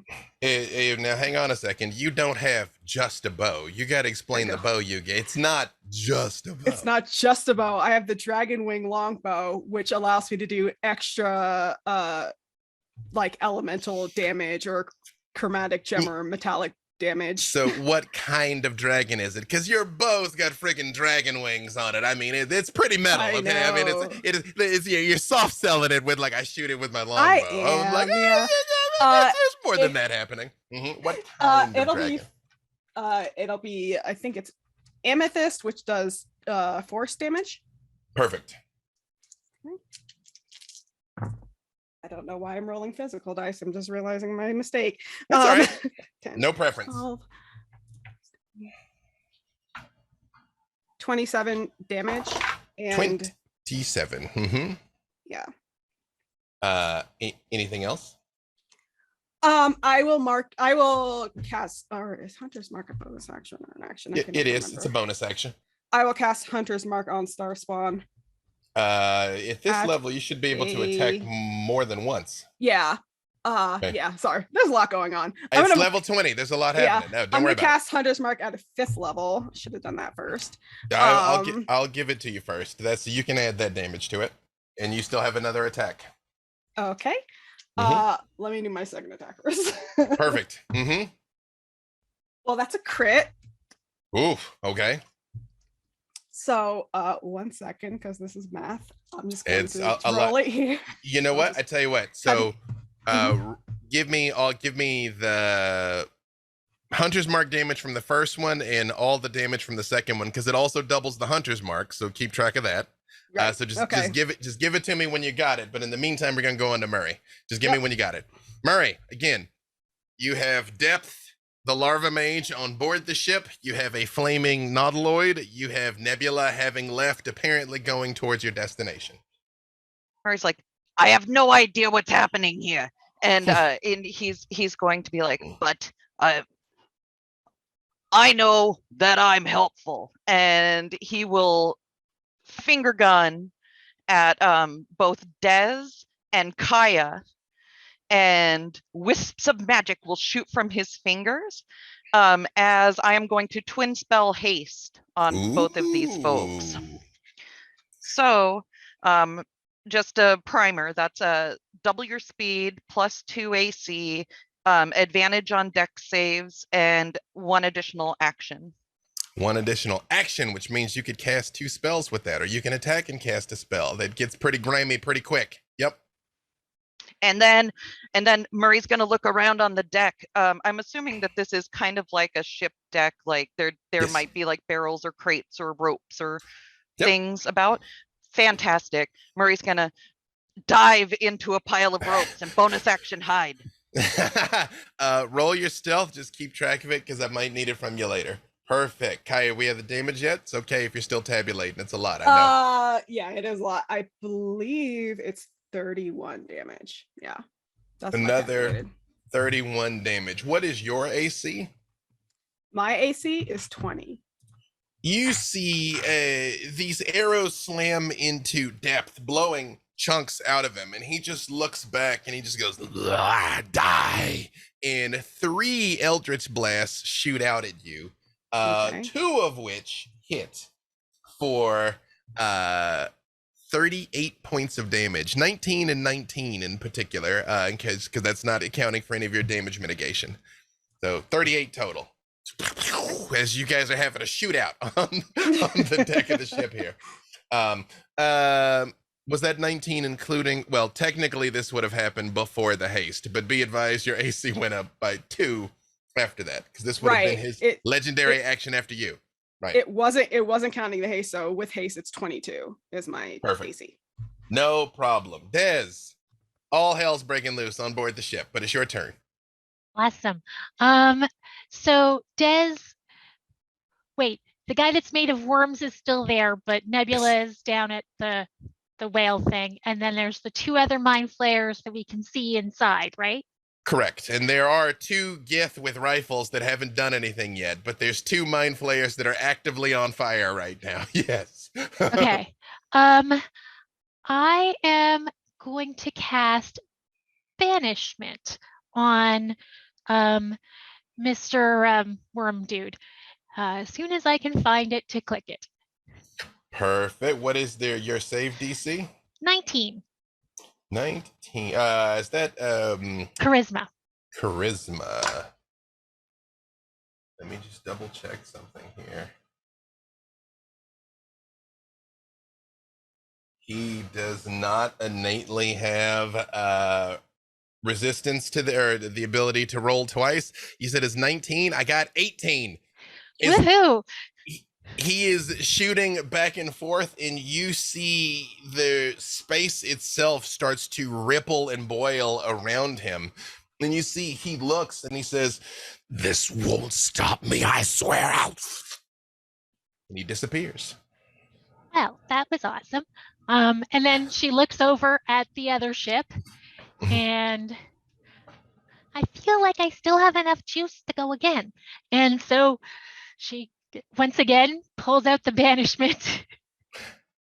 Oh And yeah, this you have time, you have haste. Yeah, it's true. I was Yeah. about to be like, you can't. Actually, yeah, you can. So okay, go ahead. this Mhm. time she casts it at 5th level, which means she can do 2. And so both the mind flayers over there, she casts it at. This time, unfortunately, I got a 19 and a 20 on the die. So these screaming, flaming mind flayers, you see that same pocket start to open up around them, but they just like clench their fists and you see they stay put. Okay. Then do I want to have smite on my next turn, or do I want to misty step? Oh, I think I want to smite. So let me find a bonus act. Oh wait, if I do a bonus action, it still has to be a cantrip, doesn't it? Because I use. Yes, because you did leveled spells. Yep. Okay. Smites, your divine smite isn't a spell. There's spells like branding smite, Yeah. blinding smite, like that, all Yeah. that business. Yep. Yeah. Vanilla smite should Oh, be fine. Mhm. My divine smite, however, should be okay as soon as I can find it. Oh, God, there's so many things on here. Again, it's level 20. It's a lot. Yeah, your regular divine smite, Kaya's absolutely right. It's just when you hit somebody, you can smite them. Like, it's not, you only have to decide in advance if you're going to cast branding smite, banishing smite, blinding smite, like one of those spells. Yeah. Yeah. All right. If it is your intent to cast a smite, you can just tell me that, and then you can go through the list and pick which one you want to do. Because it will just like queue up and be ready. Is that what you'd like to do?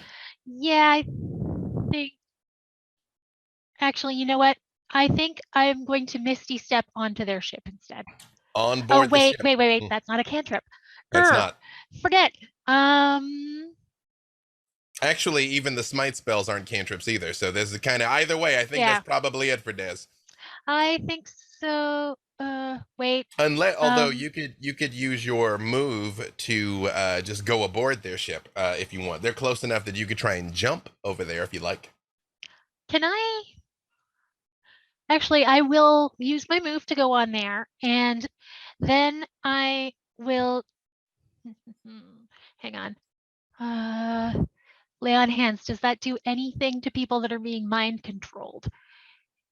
Probably not from your circle, from your paladin oath. Okay. Well, then I will just attack somebody. Jesus, what am I doing? She attacks one of the. You used both of your actions. I did. Move is what's left. Move or is what's bonus left. action cantrip. Okay, perfect. Alfior. Hello. Question for the DM. This is more for flavor. I want to cast Storm Sphere over where that firestorm was to try to damage their ship. Can I do so from the chair just for flavor? It's got 150 range. Yeah, you. We'll say you can see out the window. Okay, cool. Yeah, then you're like them right over there. Put you exactly. Perfect. So raises one eyebrow and kind of looks over at the other ship and is like, "Only one ship can stay here. This is not big enough for both of us. Don't ambush us, you freaking aliens!" And he's gonna Storm Sphere, because there's still one mind flayer left in the middle of the firestorm. Yes. 2. So both. Okay, then yeah. So it's a 20-foot area of the actual Storm Sphere. So they need to make saves and do an attack roll against them as well. So what's the save?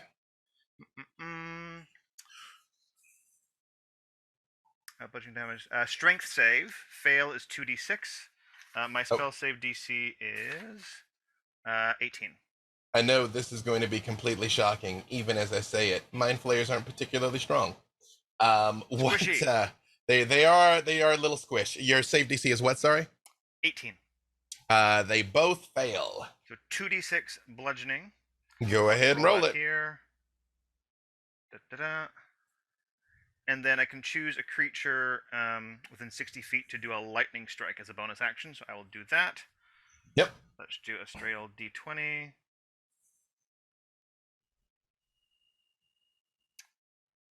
That's a 16, so it'll be a 21 for 4d6 lightning damage on one of the mind flayers. Go ahead and roll it.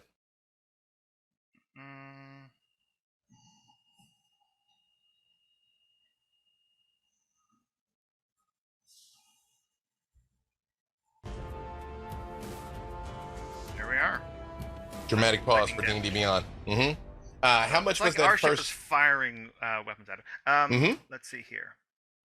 Total is 16 damage. So it was 5 damage of bludgeoning to them both, and 11 lightning to one of them. You see, they are grievously injured, but not dead yet. And Okay. and it is now the Mind Flayer's turn. Where, hang on. Again, I accidentally closed the wrong thing. I have a lot of this committed to memory, but not all of it.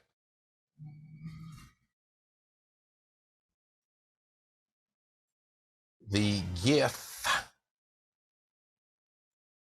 which is always difficult to say, especially because I'm playing in a game where I am a GIF, and we run into a lot of GIF. Both of them pull these small orbs off their waists and throw them at the deck of the ship. Everybody on board on the deck, give me 2 deck saves. As some Nico, fragment. you said we had advantage on decks? You do. The hasted people do. Okay. And yet another birthday crit for April. Yay! Hey, Dave, is this considered a spell or magical effect? It is not. It is literally grenades. Oh dear. Yeah. You know, Actual physical grenades. I'm gonna use one of my crits because I just rolled a 2 and I have a negative in mammoth form for dexterity. You know, I'm gonna let that crit extend to both as a birthday present for you. That is your very slippery mammoth here as these grenades come rolling over. Okay, Kaya? 2 dex saves. Yep. The first one was 24 and the second one was 30. Perfect. Dez. 22 and 25. Perfect. And Murray. I failed both, so I'm going to use my crit on one of them. Perfect. I also will either let of them you a 1? either a 1 for your failed rolls. For me, no. Yeah. Okay. Perfect. Because Alfior can do a thing. I also will let your crit cover you from both. Kaya and Dez, you both take 22 points of force damage as you're trying to avoid both of these things as the explosions are going off. And you see the Nautiloid actively on fire just punches it towards the Kintari. Just Hellish rebuke before they pull too far away. what's your dex save on the Hellish Rebuke? It is 19. The gift does not make it as hellfire erupts around it. Just give me the damage 13. when you got it. 13 points of damage. Perfect. You see the Nautiloid just erupts down towards the Kindori, still actively on fire, which is weird because you've come to realize, you're like, why isn't the flames going out? Because we're in space. Also, why can we breathe? Actually, why is there air? There is a gravitational bubble around the ship, around every ship that has breathable oxygen in it, which is why things can burn. As you all see it heading down towards the Kindori, you see a bright green light comes emanating out from the galleon down there. What would you all like to do? We'll stay in initiative here, so we're back. You can talk amongst yourselves for a moment in between. As you see, they've taken off, glowing light out of the ship. What would you all like to do? How far is the ship from us? 120 feet.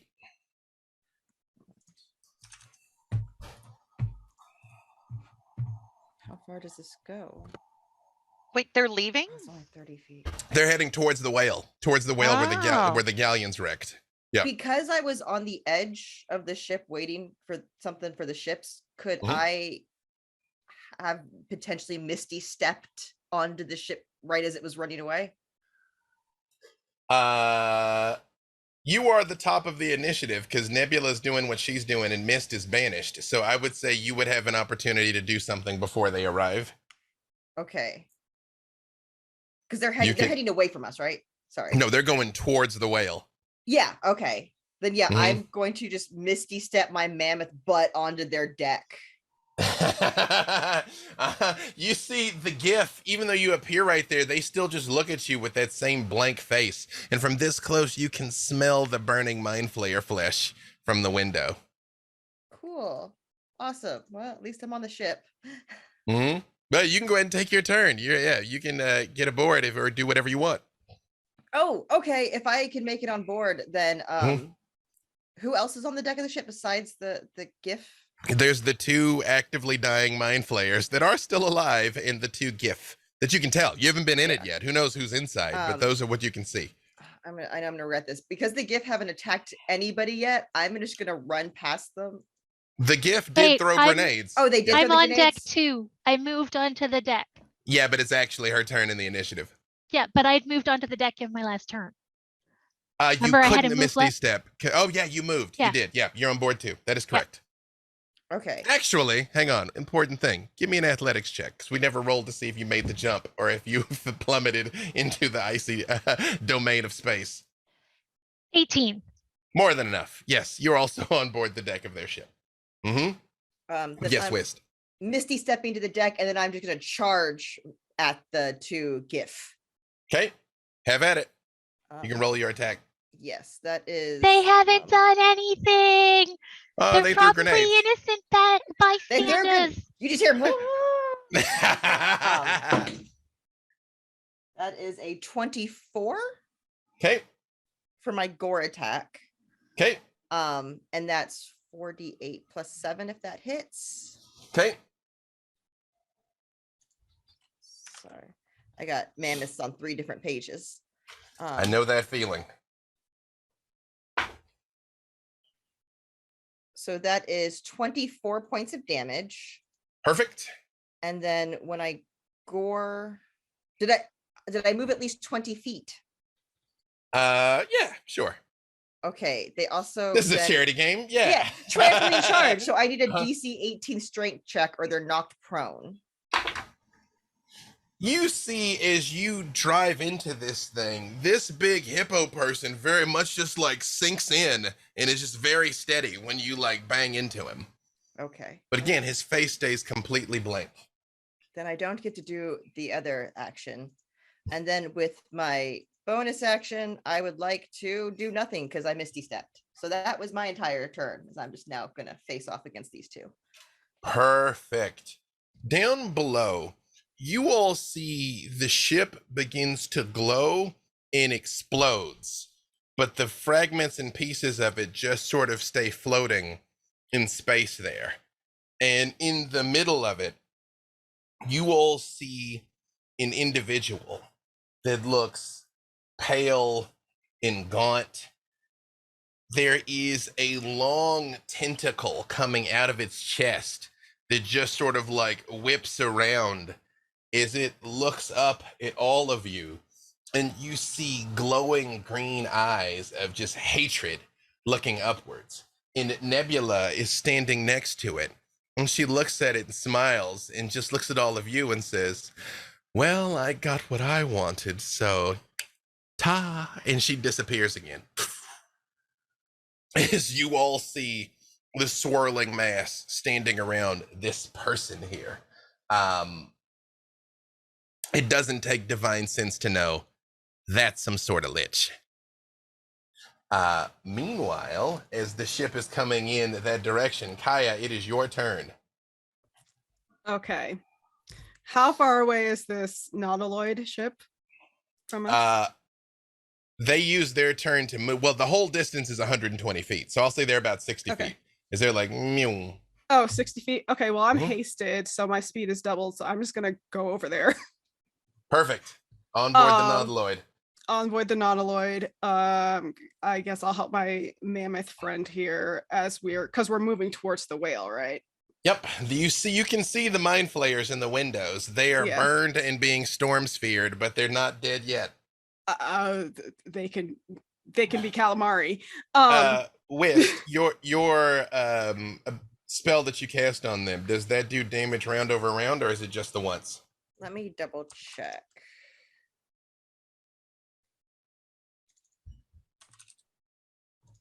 Because this could be directly relevant. Mm-hmm.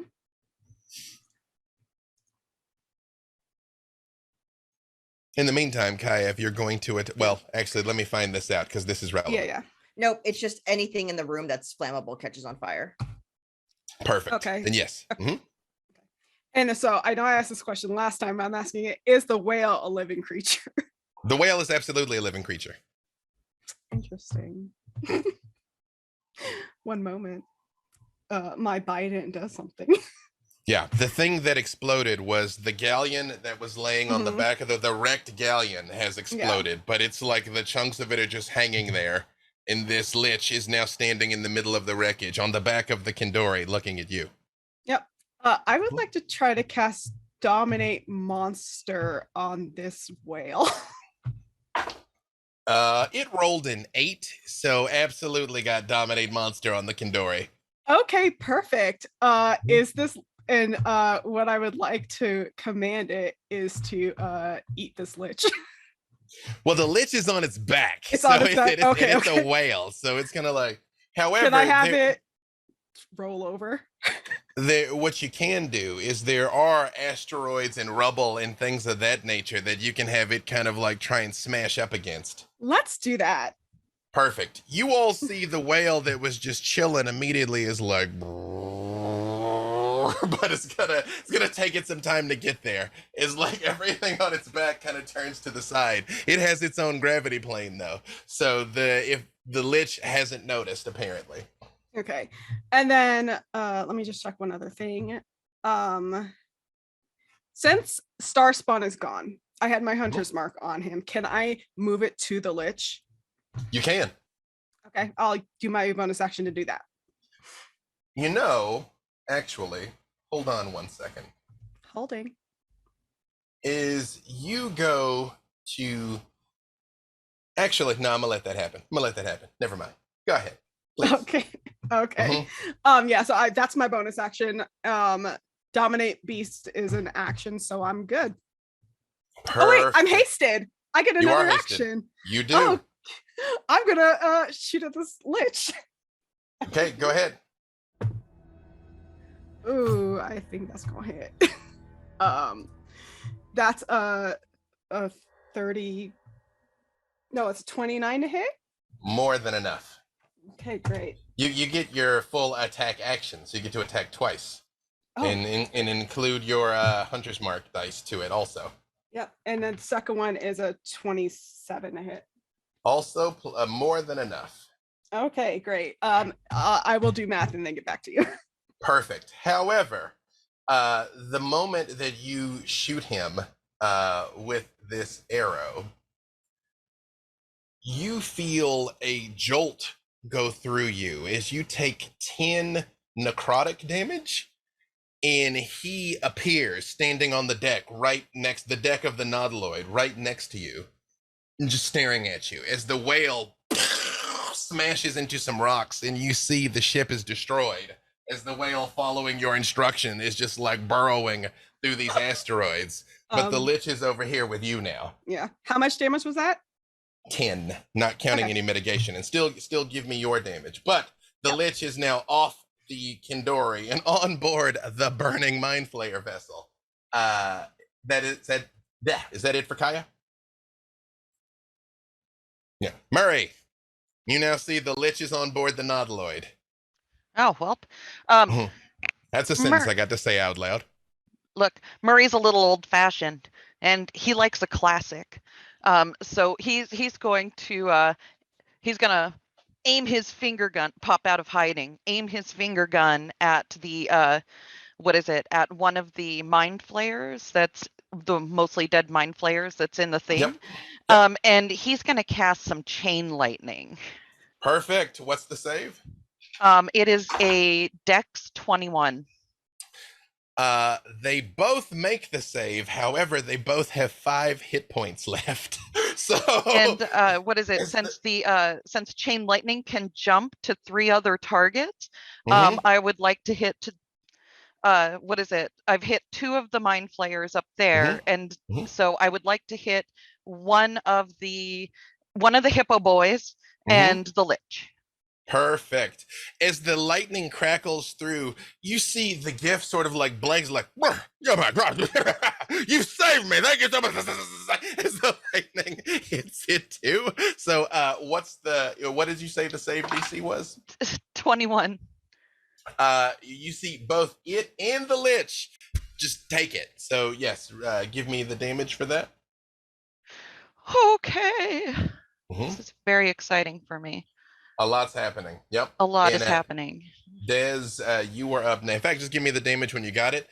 Dez, the lich is here on board the deck with you. The GIF, the mind flayers are dead, and the GIF have seemed to have snapped out of their possession. That'll be 54, B Dave. 54 points of damage. Those of you on board can smell the rotting flesh being burned by this, but it just sort of looks, and it looks up at you, Murray, and it says, "You might be of some use when all of this is at an end." No, I don't like that. I think I'll kill you last. Is there anybody left on my ship? Alfior is the still OG at the helm, ship? and Kaya would be too. Only Dez and West have gone over to the other one. No, Okay, I'm on cool. the not. I'm on the not. Oh, you went over too? Oh, yeah. Yeah, I then, did. Then only Alfior down in the Spelljammer helm. And Yep. then that's 38 damage for me to the lich. 38, perfect. And so what is it?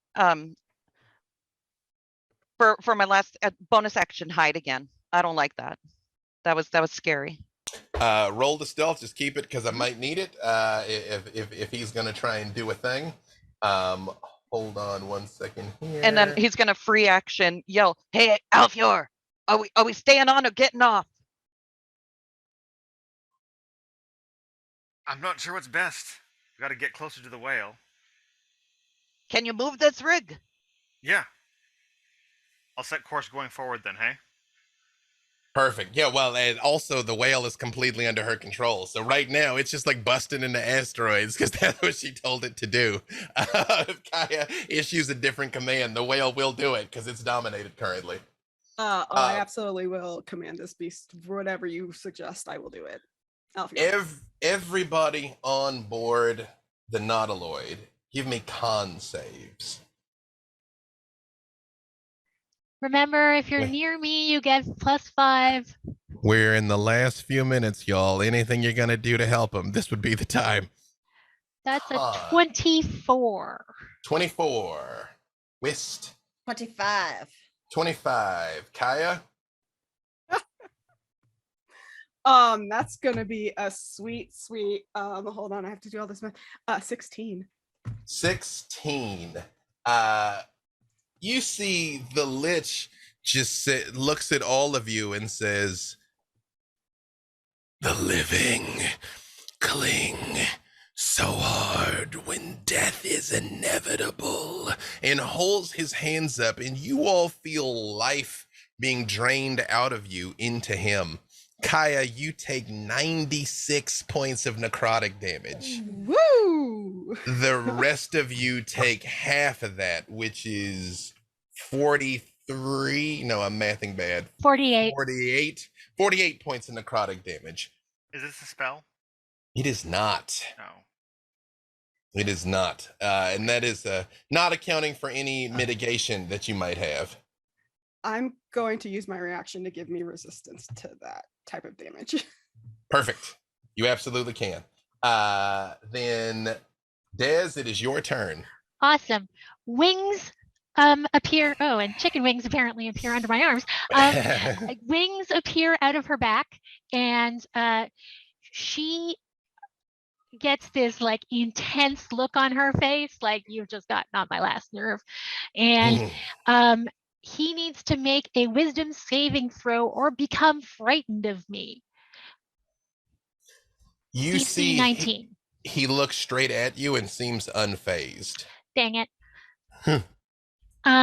And then she casts, because I've got the 2 separate turns. Which one did I choose here? Oh, actually, I apologize. I just checked the range. That does affect both of you on the ship as well. So cons, you're within range of it. So cons, DC 22 con saves from Murray and Alfior as well. 96 points if you don't pass, 48 if you do pass. Sorry, Des, it is your turn still. I am going to cast Searing Smite on my halberd and then beat the snot out of him. And that will be, hang on here. So you are hasted, which means you get to attack 4 times. If you hit with any one of those, you can use the Searing Smite. You also can smite on each one of those because smiting in and of itself is not an action. So Right. give me all 4 attacks. Okay, 17, That is not enough. 25, That is enough. and that's 13 points of damage. 27. You give it to me all at the end because you're Okay. gonna be rolling smites and all that other business. Okay. 27 is enough. I'll add it all up. That's all I'm doing this turn. Oh, you got 2 more attacks because you can attack. You get each action is 2 attack actions, so you can swing 2 more times at him. Because you're hasted, correct? Yeah. Mhm. Yeah. Hang on here. What did I just do?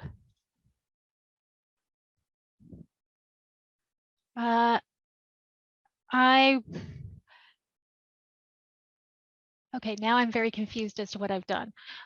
You've attacked twice so far. Yeah. I rolled a 23 and I actually think that's all 4 attacks because you missed once, you've now hit twice, and then now that's another one. So you've hit 3 times. Yes. So give me the roll it out. Give me the damage for the attack and the smites. And he is undead, so remember you get an extra D8 on your smites. Okay, I'm gonna add that up if you want to go on to whoever's next. Oh wait, is he next? Nope, he's not. Alfior is, and then it's gonna be him. Alfior, did you make that save against the life drain? Or 15, so probably not. that is 96 points of necrotic damage, Alfior. Okay. Let me just put that up. 96. And did Murray make it or no? I believe Murray made it. I think I Alright. got like a 23 or something. So 48 points of necrotic damage. Again, not counting any of your mitigation. Okay, and is the Alright, lich within 60 feet of the storm sphere? Yes. Okay, then let's try to shock him with a baction. Ooh, nat 20. Yay. Ooh. So it's 46. That becomes 8d6. Yep. 1, 2, 3, 4, 5, 6, 7, 8. Burp. Great time for a crit. That is It is 34 lightning damage. 34 lightning. Yep. While sitting in the chair, can I still shortbow? I assume that's probably out of range. It is out of range of the short bow. Yep. Okay. But you then can see him to cast spells because reasons. Cool. Because we have only got a few minutes left. That's why. Exactly. We're gonna go ahead. Why not? Let's do hypnotic pattern. Let's see if we can make him be all squidgy in the brain. I did 67 points of damage to him. 67. Perfect. You have blown significant undead chunks off of this guy. Perfect. Hypnotic pattern. So whiz save versus 18. You see when the colors appear, he seems unfazed.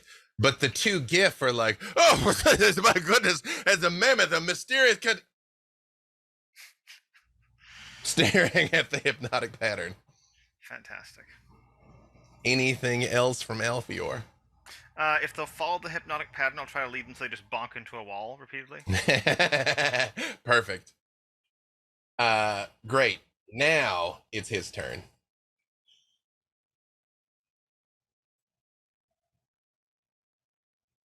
Can I get a quick total of what we're at for the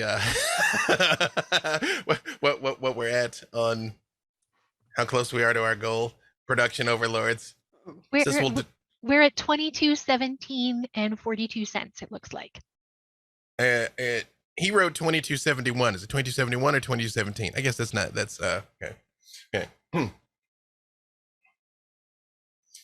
We're very short on time here, folks. This has been a wonderful, lovely evening. If we can get to 2,500 here in the next 2 minutes, I'm gonna let you decide if this lich kills everybody or not, because he kind of can.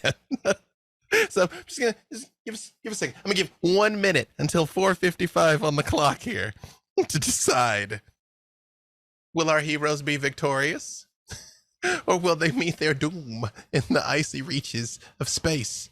Let's In see. the meantime, we can mock him. Your mom dresses you funny, and you have bad hair. Tentacles are so last year, right? Oh my god, they so If only we had one more round.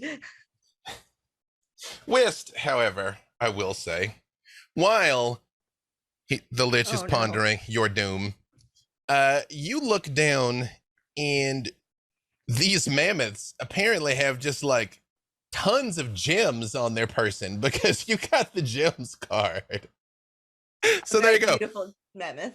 Exactly. Birthday glamour. But the mammoth is serving glamour. All right. We're at the time. I don't know. Production overlords? Were the people able to intervene or not? Because if not, I'm going to just do what I do.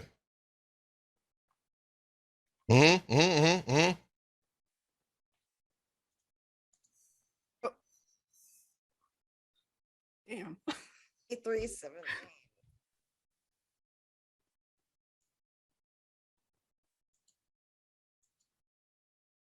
You know what? We're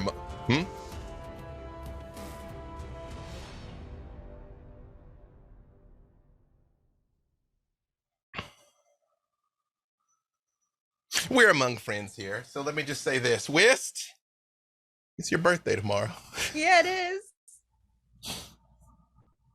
I'm gonna let you roll. Do you want? Actually, I'm gonna roll. Even or odd? Awesome. Can I just say what I think would be better? Yeah. I want to see if you can kill us all in one turn. Verifiably, I can. So,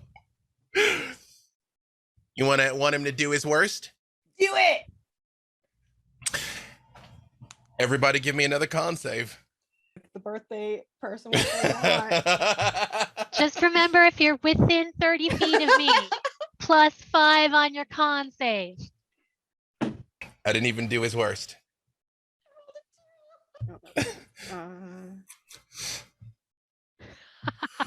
I rolled a 16 on my con save. Mhm. 28. That's with a 28? +10. Murray? 22. This wave of necrotic energy is going to go off of him again. So everyone that got less than 22 is going to take 96 points of necrotic damage. If you made the save, that is another 48 points of necrotic damage. So is actually- if it takes us down, do you still get a reaction before you fall over? Yes. Okay, I do hellish rebuke on him. It's only 2d10, but god damn it, if he fails his dex throw, it'll at least make me feel like I went down trying. You know, the flames erupt and he seems unfazed, Dex, as the fire burns into him. How many hit points does Murray have left? I don't know. You did. I didn't catch how much people 48. made it. Oh, 48. not yet. 48. Marie is not down. I have 44 left. Murray, you see it turns and looks at you. Murray's hidden. Murray's probably not hidden. Oh, Murray also looks straight still at you, up, Murray. by the way. Yep. Oh yeah, you're a moon druid. You gotta Yeah. kill you 4 or 5 times. Murray, I'm a- you I'm also see he points his finger at you, and you realize this is probably the end. You've had a good run for a goblin. But you hear a voice. Hey, Murray. Murray, buddy. Who that? It's your ancestors. It's all of us. Turn, look here. We're all watching. We're watching. This is great. You know, like we don't like all of this nonsense that this guy is after right now. So we were just wondering, would you like some like goblin spirit help? I could use all the goblin spirit help I could get. Yeah. This guy's gonna kill me. Yeah, no, he's literally about to send you to join us right now. Which, like, it's not your time. Your time is in... How long's Murray's time? Another 41 days. So, Excellent. right. We're not supposed to tell you that. It's supposed to be a surprise. I'll act Hey. surprised. You don't know how you're supposed to go. It's pretty surprising, I gotta tell you. But right now, for now, we just want to come through. We want to do some business. You know, we want to show everybody like goblin supremacy, you know, because everybody overlooks us. There's a lot of small people with your crew right now. But we think this lich dude, he needs to be put back in his place, right? It's gonna be fury of a lot of smalls. Because you drew the comet card, which means the next enemy you defeat raises you a level. And at level 20, beyond this is nothing but demigodhood. So as the power of 1,000 goblins flows into Murray, what would you like to do to dispatch Vecna the Whispered One, from this plane of existence? I mean, I have meteor swarm, so I wanted to do something like that, but just over the guy. Just rip open space and have all of the damnation of space and goblins rain down upon the this wa- guy. Can the You- whale also rain down on? Death by A whole 1,000, rain of goblins right Like- on top of him. death by 1,000,000 fury of the smalls.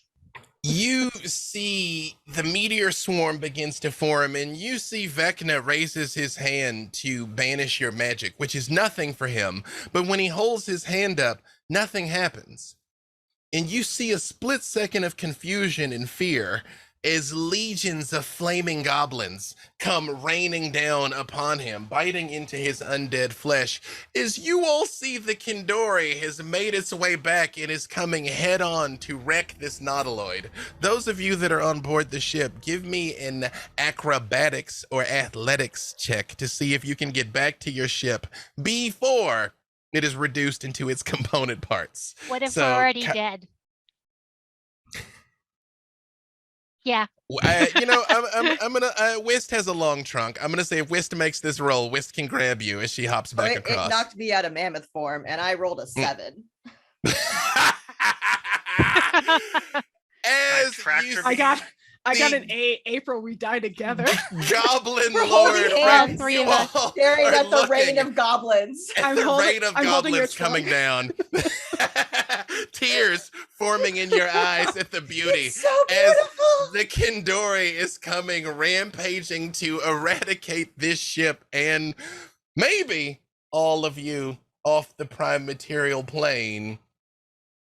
That seems like a great place for us to stop. Guys, always save something for the sequel. So, Just Thank want to you point all. out the woman that hired us, she should have shown up at some point, right? Right? Right? She Nobody should have shown called up her. at the end. it's just- Yeah. Oh, we didn't call her. Whoops. Yeah. We We didn't. suck. It's true. I can tell you, once she got free from the collective, the Outcast ain't trying to be around anymore, mind players. Thank you all so much. For the record, what she wanted you to bring back was the sarcophagus, but, you know, Nebula got to it first, as she is wont to do. Nebula and Depth are some villains of mine that have come up a lot. I've used them to antagonize a lot of people. They're the worst, and I love them so very much. But thank you all so much for playing. Thank you all so much for watching. We raised $900 today. Nearly to the goal. Thank you all so very much for your generosity. Again, you could have been anywhere in the world. You were here watching with us. You could have been spending your money on anything. You donated it to Games to Grow. Thank you Thank you to Mini Terrain Domain. Thank you to Production Overlords for running it for us. Thank you to Games to Grow. Thank you to Michael. Before we sign off, I know this, I'm very much putting you on the spot here, but $900. Do you know like how much it is to just like run a session? Do you have any idea how many people that will touch? Yeah, $900 will enable about 12 more participants to join our groups. We currently serve 150 participants weekly. We've got 20 facilitators around the country, so this will really enable us to expand our reach. We're focusing particularly on queer youth, on trans youth, and on foster participants right now. So we're going to take that money and aim it to those wonderful folks and get them to our tables to have amazing adventures like this. There you go. 12 humans. Lives are going to be decidedly improved because of you guys. So I hope you feel good about that. Thank you all so much.